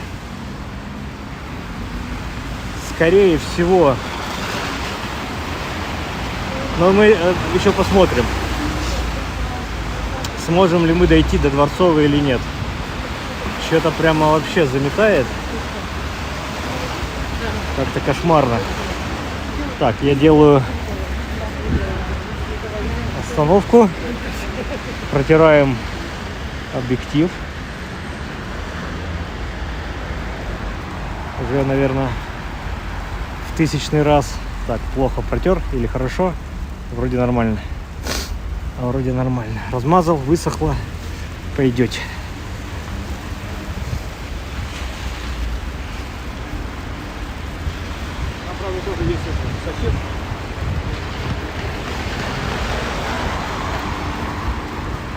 Ну, вы видите, сколько довольных горожан, ликующих, радующихся снегу. Прям все лепят снеговиков, снежных баб, играют в снежки. Да, тоже не видите. Но в душе мы радуемся. Все хорошо.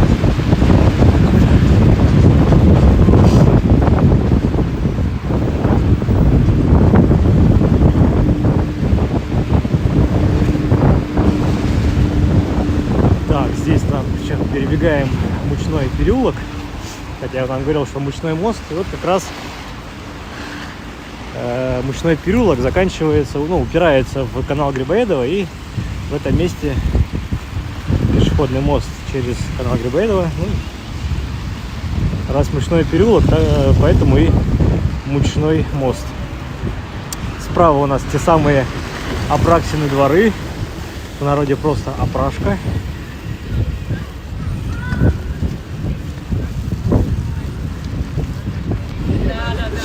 Чтобы вы понимали, это не просто вот это трехэтажное здание, которое вы видите, а за ним еще целая громадная территория из корпусов и пространств между этими корпусами.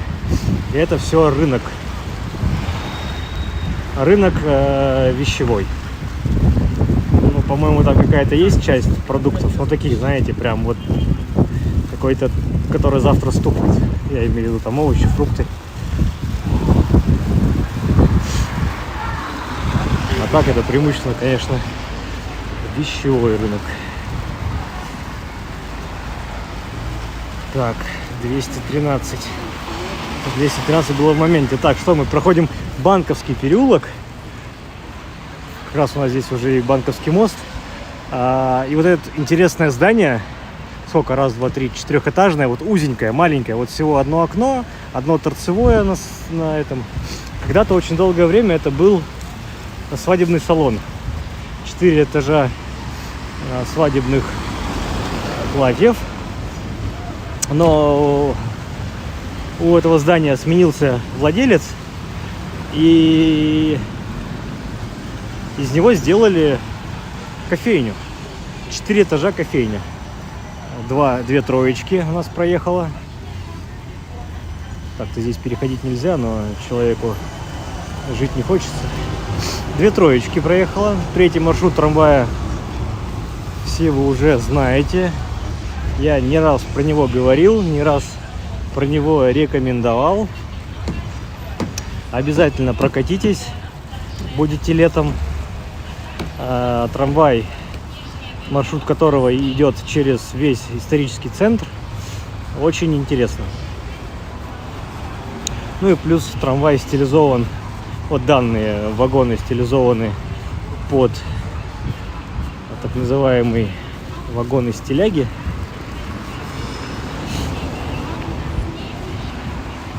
Ретро-стиль, но абсолютно новый вагон.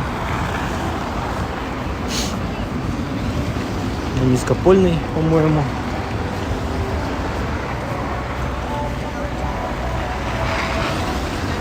Прям снег-то повалил еще сильнее, кстати, друзья.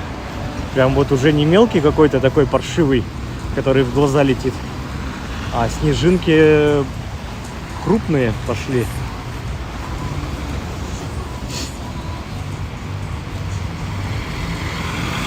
И вот смотрите, вот мы идем, у нас справа вот эти Апраксины дворы все тянутся. И вот сколько они в длину, они еще и практически такие же в глубину. То есть это очень громадная территория, мне кажется, несколько гектар. Вот тут какая-то пошлая музыка играет. Я надеюсь, это не из машины у кого-то, а, кстати, песня во имя меня. Да, вот такой я скромный. Слева у нас Финек. Опять, почему же у нас был Банковский переулок? Да потому что это здание первого, не знаю, как правильно это назвать, первый государев банк. Ой. Казна здесь была, скажем так, хранилась.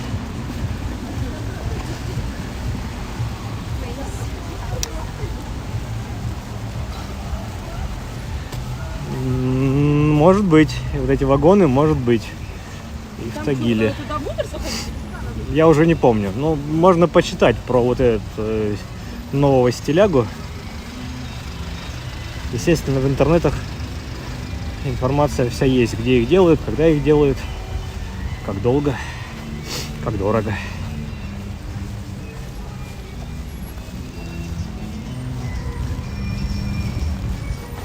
Да, тут, слушайте, друзья, какие-то торговые точки, которые, видимо, торгуют не знаю чем, но что-то они привлекают покупателей какой-то нелепой музыкой. Интересно, кто-нибудь на это ведется? Лишь бы нас не заблокировали потом за эту музычку.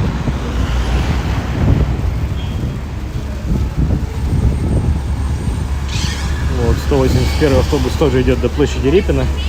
Туда же, куда и 3-й трамвай.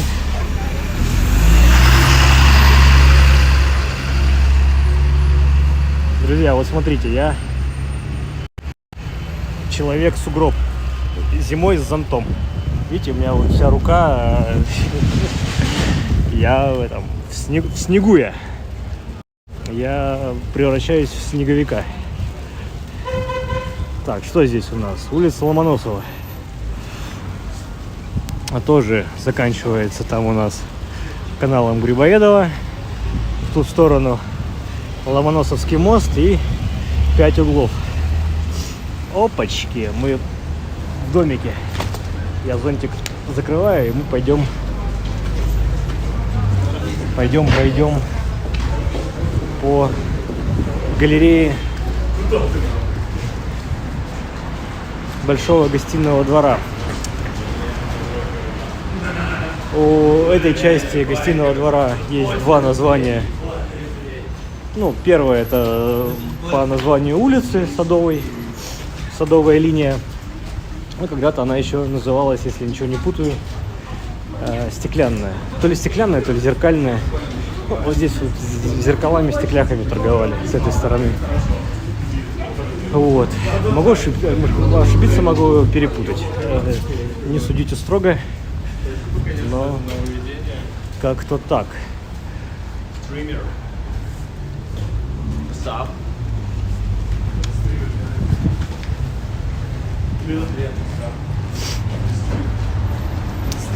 Это стрим? Да. А Да. что стримишь? Вас. Просто ходишь, гуляешь, типа, Ну, видео город, да. показываешь? Ну, прикольно.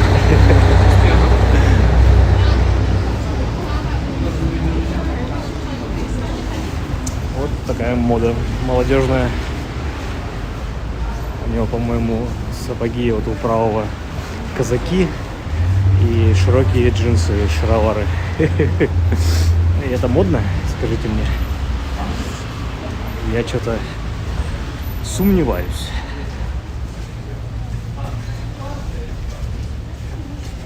Вообще, вы тут говорите про 3 дня такого снегопада. Снегопад уже завтра обещают, что закончится к обеду. Но проблем, конечно, на дороге это создаст.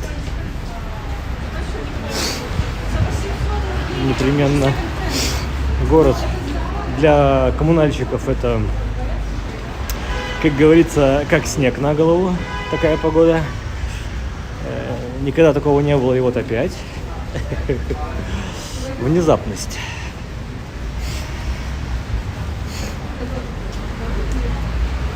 Я пока ни одного трактора не встретил. Кстати, напоминаю, вот в гостиных дворах здесь со стороны Садовой есть пышечная. Рекомендую. Всегда очередь. Всегда нет места, куда присесть.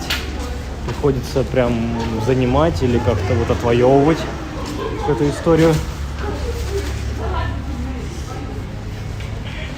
Но это только в очередной раз доказывает, в данном случае точно доказывает, что место хорошее, место проверенное и достойное. Та пышечная, что на Большой Конюшенной,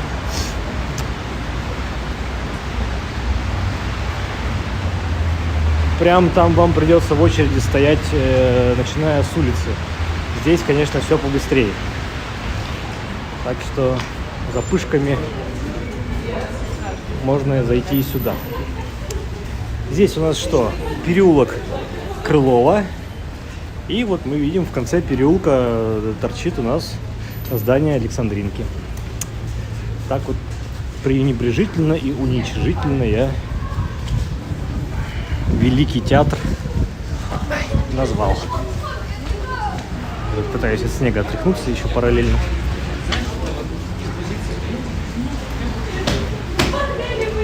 Так, выйду к дороге, на свет. Ой, у меня сосулька уже выросла на телефоне. Потому что телефон греется, капельки начинают стекать и снизу по новой замерзать. Так, нет, вернусь я под крышу. Все-таки. Тут пышки, пышки, да какие не подороже-то. Здесь, одна пышка 20-25 рублей. От силы. Вы берете 3 пышки и 1 чай. Это у вас выходит 100 рубликов. Чего, это дорого, что ли? 3 пышки и чай, вам хватит. Поверьте, потому что пышки большие, пышки жирные.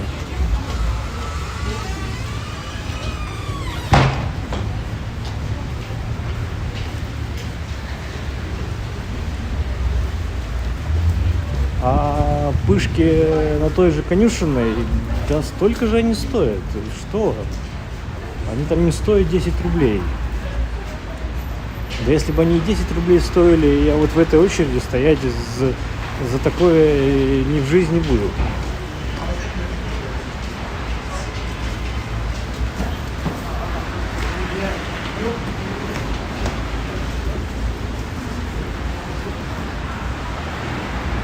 Так, мы, наверное, уже 2 часа-то точно, да, гуляем?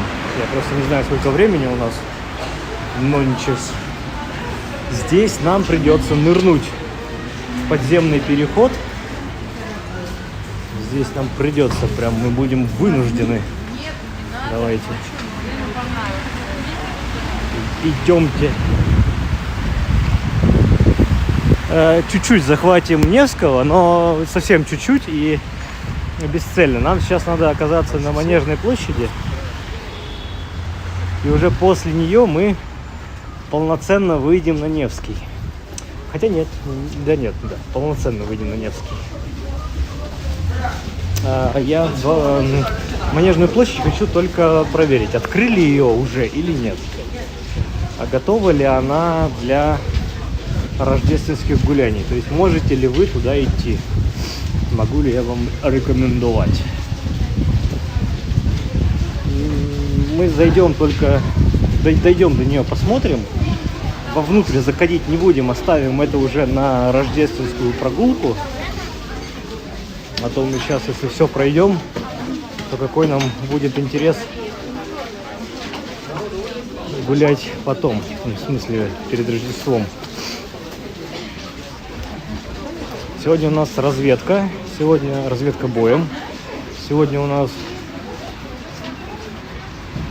все-таки просто прогулка под первым таким нормальным снегом в Петербурге. Так, я все-таки зонт открою снова. Опа. Целее буду. А то, знаете, зонт еще меня как-то от людей немножко ограждает. Так, ну на Невском в любую погоду много людей. Вот вы меня всегда спрашиваете, а где люди, где люди? Вот я вам буду всегда отвечать. Все на Невском. Ну и... Ну, скажу как есть. Все туристы ходят только по Невскому. Ну, так получается. Вот я вам столько раз в прогулках показывал закоулки. Как-то бы все уходил в бок от Невского проспекта. И это всегда становилось практически безлюдной какой-то обстановкой. Опачки. Смотрите-ка, прошла неделя, да, с прошлого стрима, ну, по-моему, неделя, ну, или 10 дней. И вот вы посмотрите, что и как здесь.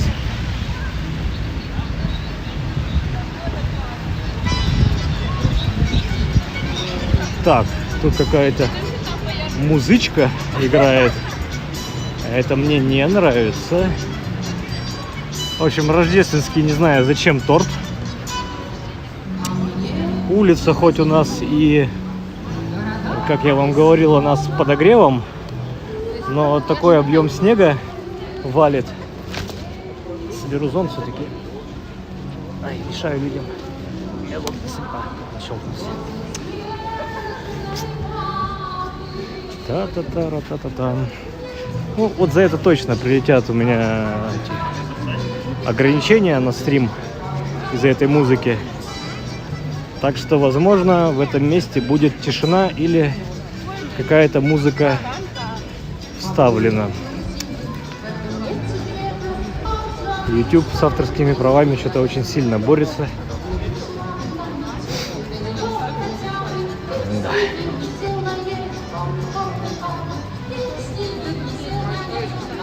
Так, как стрим? Висит, не висит? Перезапустить, не перезапустить? Я думаю, стоит. Что-то тут как-то цифры по не очень высокие по скорости потока. Я же целенаправленно вам не показываю вот эти вот все лоточки. Где-то еда, где-то носки, где-то рыба, где-то сладости. Где-то соленья, вот я смотрю, да, где-то орешки, где-то колбасы. Тут вот медок. Так, рыба с Камчатки.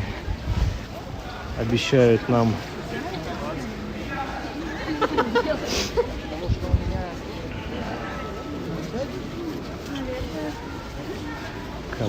Кабы. Вот, на саму территорию Манежной площади мы с вами сегодня не пойдем, как я уже и сказал. Во-первых, тут есть кордон заградительный. Это во-первых. То есть тут надо будет мне все выкладывать. Рамка, металлоискатель, вот это вот все. Я не пойду. Ну, короче, друзья. Ярмарка работает. Так, сейчас я камеру переключу. Вот, камера, это мотор. Короче, елка стоит. Ярмарка идет. Всем... Чат, что Чат.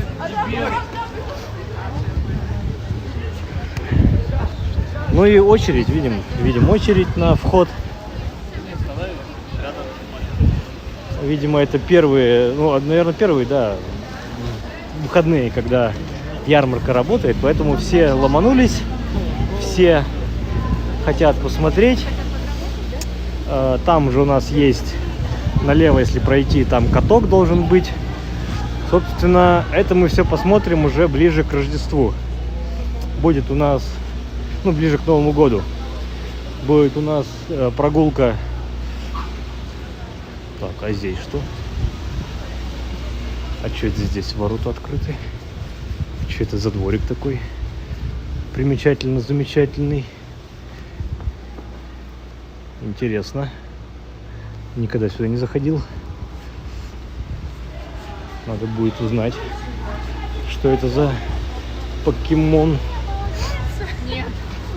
Так, улица Итальянская у нас под ногами. Такие дворцы тоже прикольные. Особняки. Так, по итальянской. Давайте по итальянской дойдем до Михайловской улицы. Да, площади искусств. И там выйдем на Невский. И пойдем по Невскому все-таки. Чуть-чуть пройдемся. Если на Невском... Да не, а что если? Там будет, да, шишар народу. Вот. Дойдем. Нет, дойдем до Дворцовой. Я как-нибудь, какими-нибудь окольными путями буду срезать. Ну или идти так, чтобы было поменьше людей просто. Пробовать. Потому что все-таки уже подутомило. Так, я тут немножко, друзья, вас сейчас поставлю. Мне надо зонтик собрать. То он у меня расправленный. И, короче, я вот сейчас из зонтика вот высыпаю снег. Уже высыпал. Он был не собранный, короче, он у меня как корзинка работал. Так, что, друзья, вы там я смотрю, заскучали уже в чате. Видимо, я своей болтовней всех задемотивировал.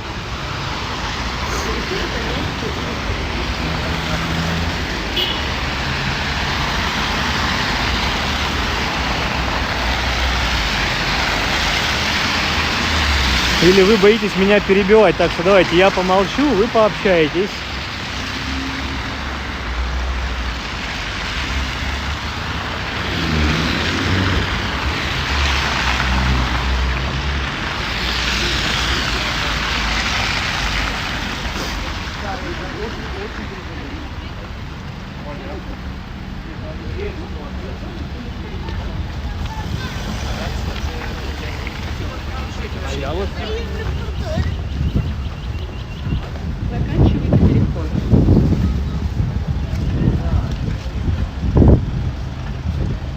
Да, слушайте, погода никого не останавливает. Эти петербуржцы, если решили пойти гулять, то они в любом случае пойдут гулять. Евгения Ивдель. Спасибо большое.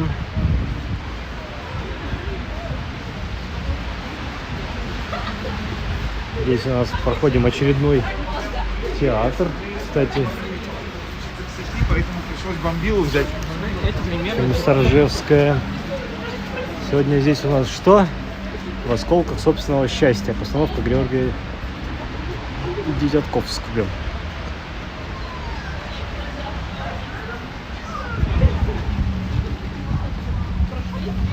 Постановка уже идет, потому что я вижу, что там гардероб полный.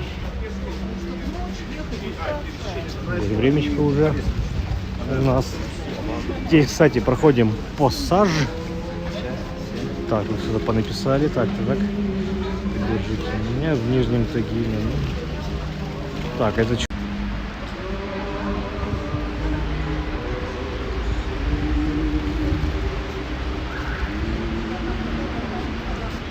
Так, 225 человек, но это точно на сегодня рекорд. Про пассаж уже в прошлый раз упоминали. Пассаж выходит на Невский и на Итальянскую улицу.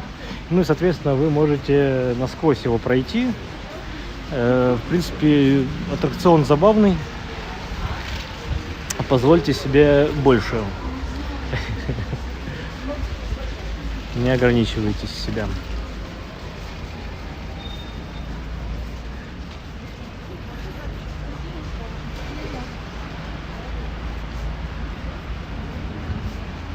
Так, вот снег немножко поуменьшился, но это все, как говорится, до поры до времени. Он такими какими-то волнами у нас нападает. Брассерия какая-то. С атмосферной музыкой на входе. Прелестно. Кстати, здесь дворик тоже интересно. Вот можно зайти. Это здесь не кусаются, здесь не чье-то частное пространство. Там летом внутри двора было кафе. О, так и сейчас они... Ничего себе. По-моему, летом вот эта штука была такая, как летняя терраса. А они, смотрите-ка, на зиму все это дело, историю переделали в зимнюю. И просто, считайте, на ровном месте. Хоп, хей, ла-ла-лей, и все. А это все здание к пассажу относится. Это все пассажевское. Интересно. Вот такие дворы. Берете, заходите. Тут вот двери и зеркала. Здравствуйте.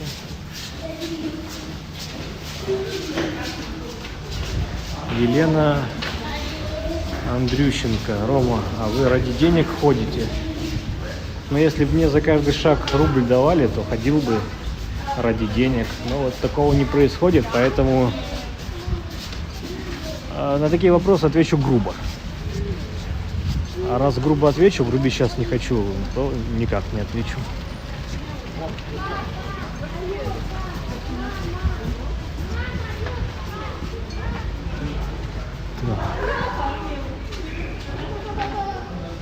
Здесь тоже очередной какой-то палас.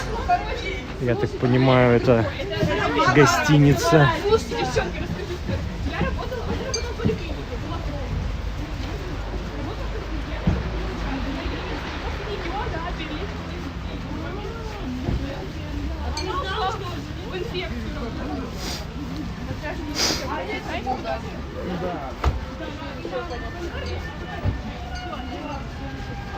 Так, проходим театр музыкальной комедии.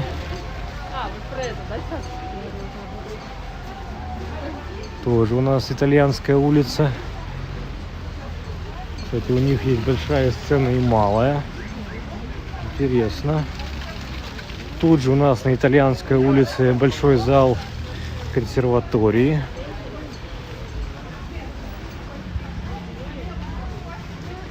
Все рядышком.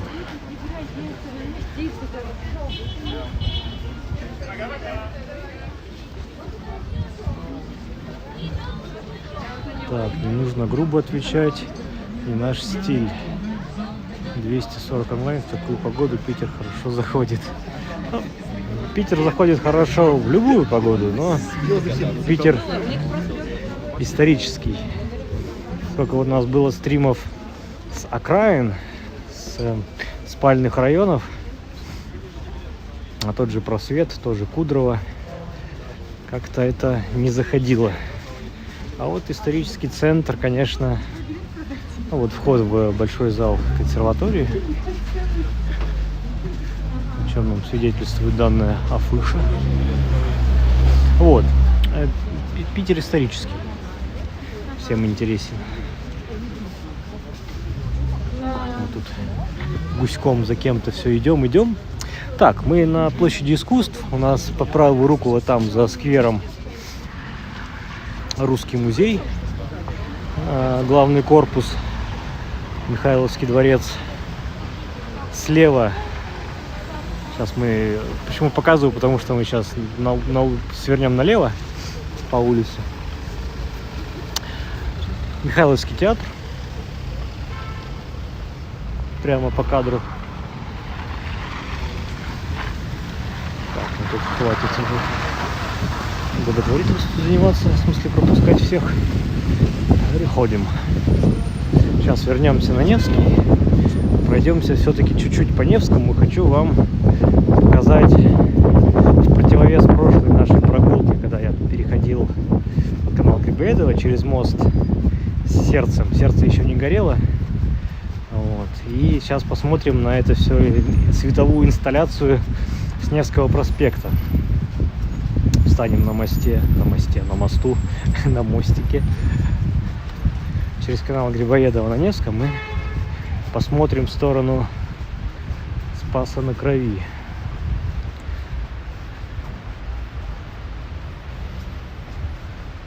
Так, спасибо, говорит нам Светлана, как будто бы сама гуляешь по этим улицам. Ну, у меня цель такая и была. Цель такая и была, и парадигма вообще канала, что я гуляю, как будто вы идете рядом со мной. Ну и мы общаемся, я что-то рассказываю, и мы вместе всю на эту красоту смотрим. Алена, еще раз спасибо. Еще раз спасибо.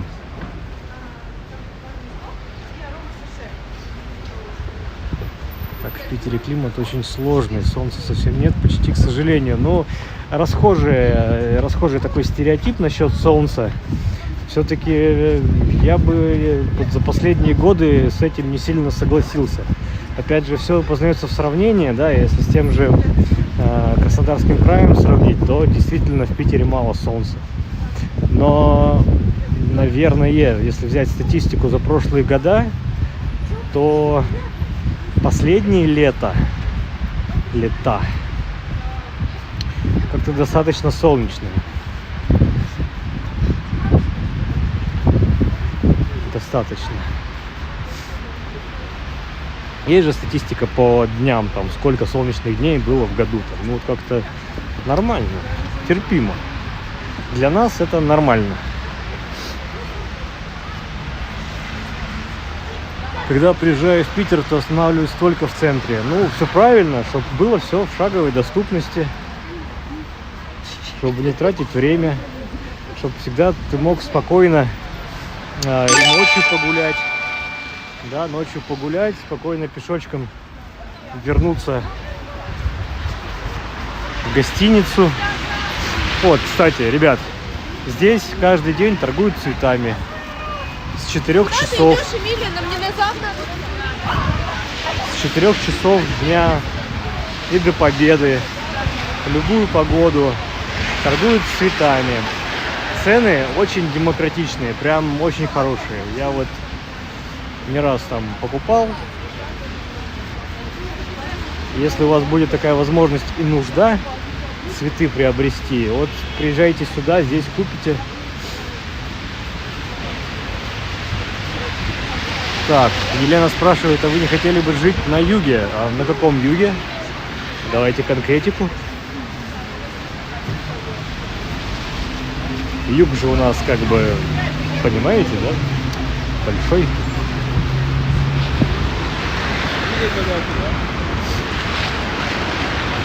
Весь исторический центр Нижнего Новгорода уничтожен. А это здесь при чем, друг, товарищ? Так, для здоровья человека полезно теплый климат, это правда. Ох, друзья мои.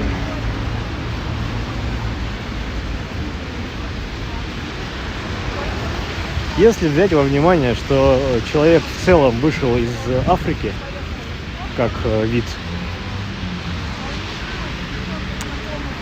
то самый благоприятный климат у нас вот именно там. Вчера вышел. Папа, пойдем. Все остальное это уже всякие адаптации, приспособления.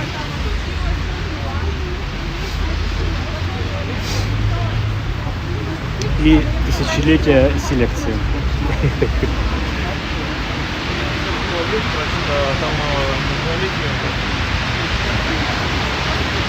Так, жалко людей, пытающихся. Александр согласен. А еще жалко тех людей, которые зачем-то лезут, то ли лезут в чужие карманы, то ли пытаются что-то выяснить.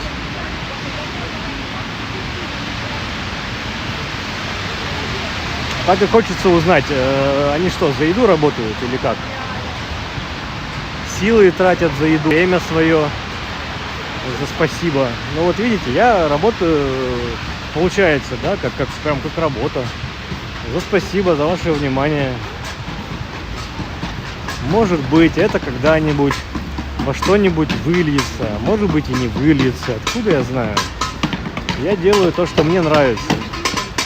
Если есть возможность у вас отблагодарить меня, я эту благодарность приму. Если нет, то как бы на нет суда нет. Я же не обижаюсь. Так, аноним опять.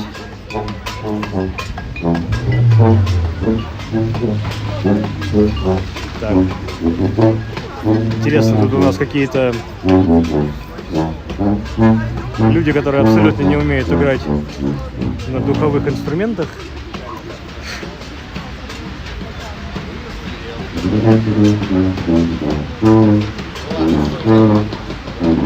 А нет, умеют.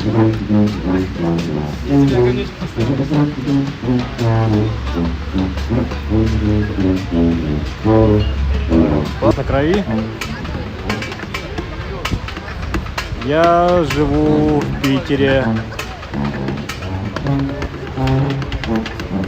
лет 15, а может быть 25, а может быть 30. Тут как посчитать.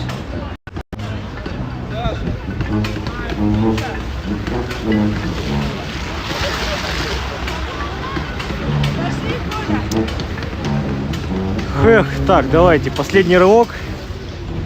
Последний рывок. Идем уже на Дворцовую. Идем с инспекцией. Поставили ли елку на Дворцовой площади? Потому что последний, когда раз мы там были, а это было прошлое воскресенье, где световое шоу было «Страна света», елки еще не было. Елка вот стоит у Казанского собора, но почему-то не светится. Странно это или нет, я не знаю.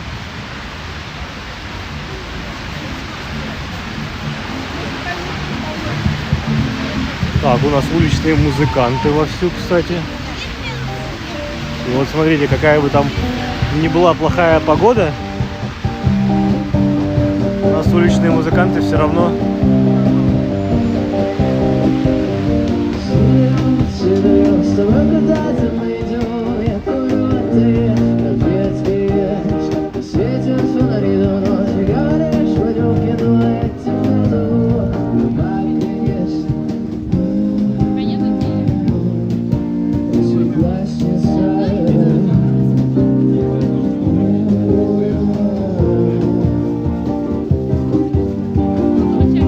Так,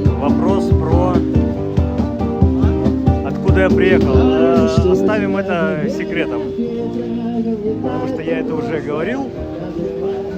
И тогда призываю быть внимательными или пересмотреть все стримы. Вот, вопрос про в Новый год будет трансляция. Ну как, я Новый год буду проводить с семьей. Поэтому стрима нет, не будет. Я думаю, и вам как-то не до стримов будет. Так, у нас что здесь? Малая конюшенная. Конечно, по размеру улицы не скажешь, что она малая, да, она достаточно очень широкая, но это пешеходная конюшенная. Малая конюшенная. Есть еще большая конюшенная, сейчас мы до нее дойдем. Там уже проезжая она, там проезжая.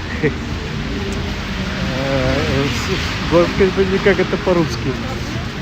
С дорогой, короче. Там бульвар, в виде бульвара. Центральная часть пешеходная, и по обоим краям, по обоим этих. Дорога с односторонним движением. Вот видите, сколько людей? Даже в такую погоду. Так. Какими-то группами гуляют. Между большой и малой конюшенной стоит лютеранская церковь, собор святых Петра и Павла. Так, заострю внимание еще на украшениях над Невским. В этом году, впрочем, как и в прошлом, тема имперская. Тут у нас скипетры, державы, короны. Все вот какое-то такое.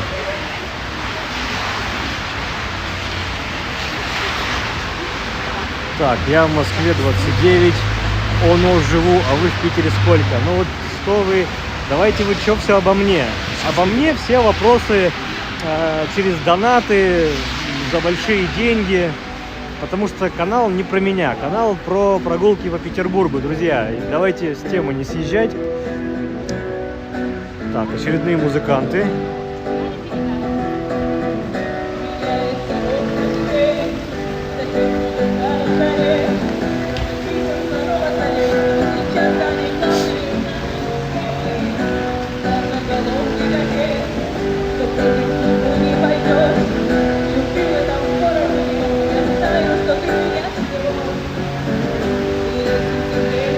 Вот такой магазинчик на 4 этажа. Вот, да, мы на Большой Конюшенной улице.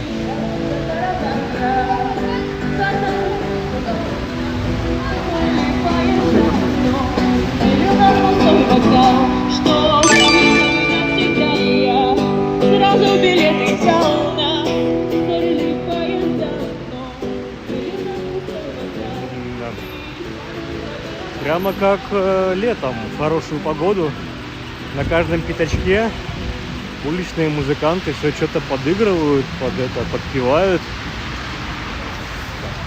Забавненько, забавненько. Тут новогодние украшения на входах, всякие ресторанчики. Так, вот сейчас мы здесь дойдем до... Лена пьянь, походу, неадекватная. Ну, друзья, давайте не это в чате до личности не переходите, до оскорблений не опускаться. Если все-таки будет какой-то прям негатив, то этого человека мы моментально заблокируем. У нас на это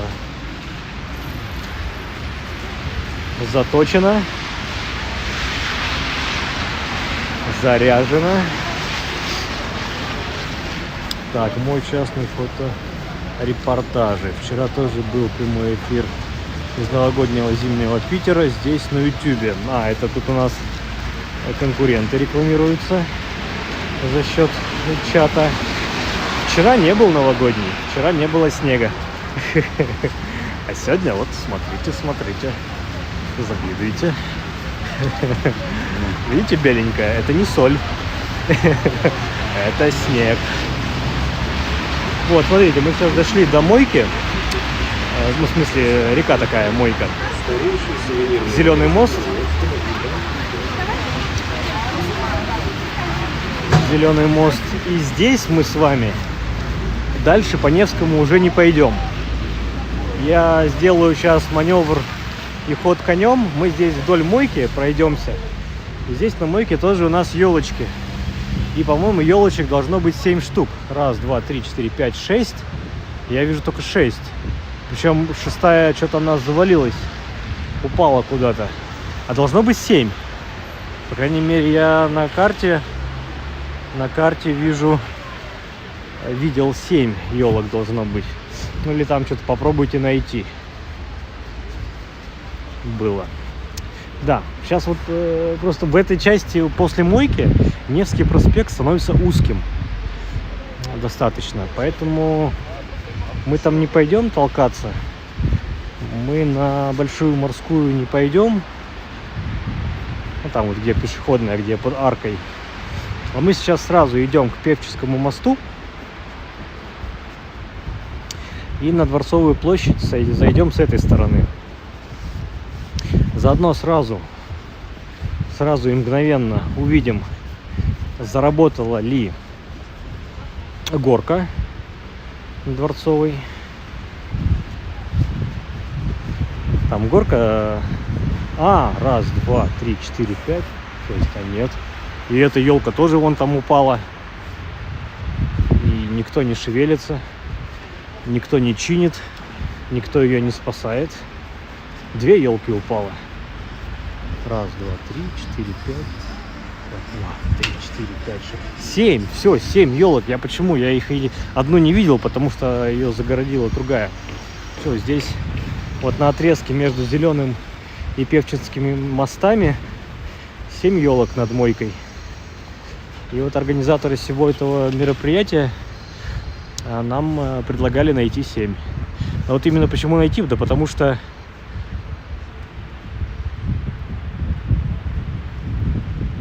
так, если в Питере настоящая советская столовая с антуражными тетушками и соответствующим меню, скажу, что да, в целом есть. Точного адреса вам сейчас не скажу, но посмотрите по карте. На Яндексе, в картах, улица Маяковского, да, смотрите, вот, мы на улице Маяковского, прям, чем не прям советская история должна быть. Так вот, на улице Маяковского такая столовая должна быть. Там прям туда заходишь, там бюсты Ленина, там телефонные аппараты такие, там вот все такое прям советчина. Там в меню пельмени, там, вот такое. Опять же, не знаю, какой столовой вы говорите, какой-нибудь, как столовая на производстве где-нибудь на заводе была, или с тетками-хабалками. Так что, да, есть. Так, привет из Новосибирска. У нас сегодня был первый снег, но уже растаял. Скоро к вам. Хорошего вечера. Отлично. Вот. В общем, гуглите, где-то ищите на улице Маяковского. Там ближе к восстанию. Пым-пырым-пым-пым. Что еще есть? На Невском проспекте есть несколько таких, они так СССР как-то называются. Я ни разу в них не заходил, только со стороны видел, но как там внутри, как там с обслуживанием, ничего не могу сказать. Но вот там все заточено для туристов, якобы под какой-то псевдо-СССР. Вот. Но вот на улице Маяковского, я прям заходил, бывал там внутри. Нас оттуда выгоняли с санными тряпками, ибо мы уже зашли под закрытие. Нас никак не хотели обслуживать. Мы говорили, так вам еще 15 минут. Вы говорите, налейте нам по стопарику, мы уйдем. Нет, нам отказывали. Или нет, нам налили. Мы выпили и ушли. Но ничего, каких там горячих закусок, ничего там, конечно, нам уже не делали. Вот. Так что имейте в виду. Так. Яшки один был кунда. Что я сейчас прочитал? Я сейчас не вызову никакого демона. Нурлан. Так, наверное, нам Нурлана надо заблокировать, я так подозреваю. Ибо он, возможно, что-нибудь на дружественном казахском ругается. У нас есть такая возможность Нурлана заблокировать. А то что-то я не нравится, когда не понимаю. Думаю, как про них столовые СССР спрашивали. Ну вот те столовые СССР, они на Невском, как парочка-то я точно где-то припоминаю. Да, леденеющая мойка. Вот тут что-то елочки поупали и уже вмерзают, как минимум 2. Это что-то нехорошо.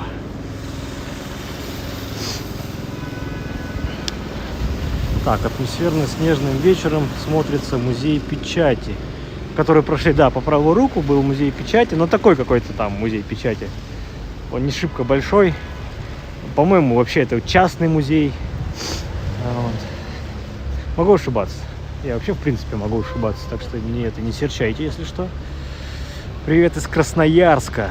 У нас совсем исчез снег, а у вас супер красиво, скоро тоже будем. То есть это вы... Я так понимаю, вы все планируете на Новый год приехать в Петербург. Это радует, это прекрасно, это прелестно. Это, значит, в общем, ради вас я и гуляю, и показываю те места и варианты, где вы тоже можете оказаться, ощутиться и побывать. То есть я для вас как разведчик, ну а дальше вы это все сами. Да, я слышу уже визги, крики, сопли, видимо, отлетающие из замерзших носов. Это, в общем, горка работает. А горка, вот она, со звездочками. Слово забыл. Так. Опять же, вижу громадную очередь. Сейчас ближе подойдем, покажу. Горка бесплатная. Но по всей видимости, так как она бесплатная, соответственно, множество желающих на ней прокатиться. На горке катаетесь не голой жопой, извиняюсь за прямоту, а на ватрушках. Вот, там ватрушка вам дают под пятую точку, подпихивают. И вы на ватрушке едете вниз с криками, воплями, как вот это все полагается. Но чтобы это все сделать, вам надо отстоять очередь. Ну и все. Ну, соответственно, территория, видите, огорожена. Там такая же ярмарка, как на Манежной площади, на которой мы вот недавно были. Соответственно, вход, так как это массовое мероприятие, тоже защищен кордоном из металлических, точнее, из рамок металлодетекторов. Абсолютно по этой же причине мы опять туда внутри не пойдем. Ух ты, 253 человека, я заметил. Это классно, классно растем. Новогоднему стриму-то точно быть, но не в Новый год, да, а предновогодний. Какой-нибудь последний выходной или что-то такое. Мы, конечно же, обязательно зайдем и на Манежную площадь. А может быть, в новогодние праздники мы туда пойдем. Там же у нас будет очень много выходных.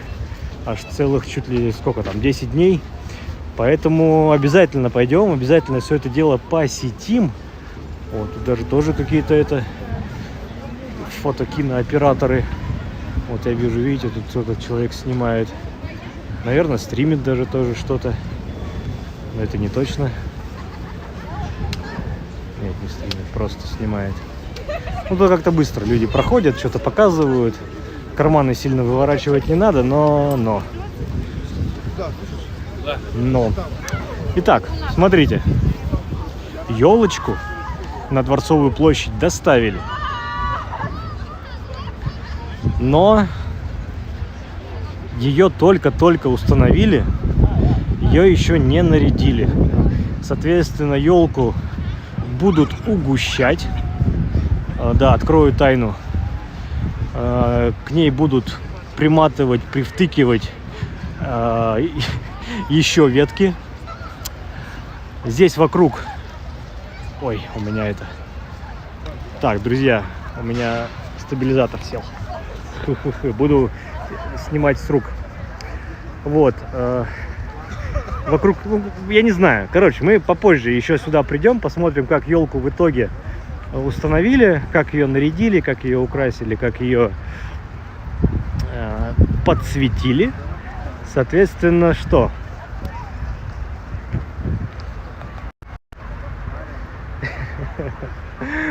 Все, у меня этот сдох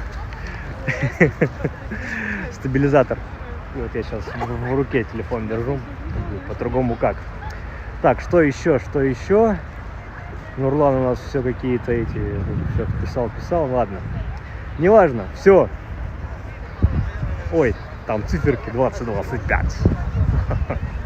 Ладно, просто так вот на фоне. Вот там, видите, 20-25. Как мы видели, снег, пурга, циклон Яра не помеха петербуржцам пойти гулять. И петербуржцы будут гулять в любую погоду, если они так себе решили. У туристов выбора особо нет, поэтому они в любую погоду гуляют.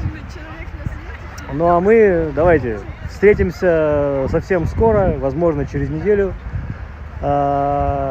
Сказать, что с традиционным или нетрадиционным, как звучит, да, стримом, не знаю, получится или нет. Там у нас конец года, возможно, какая-то история будет на работе. Оврал, не оврал, не знаю. Но буду стараться держать вас в курсе и попробовать погулять еще. Так что спасибо, что сегодня в эту замечательную, отвратительную, снежную, прекраснейшую погоду были со мной. Спасибо всем, кто задонатил. Анонимы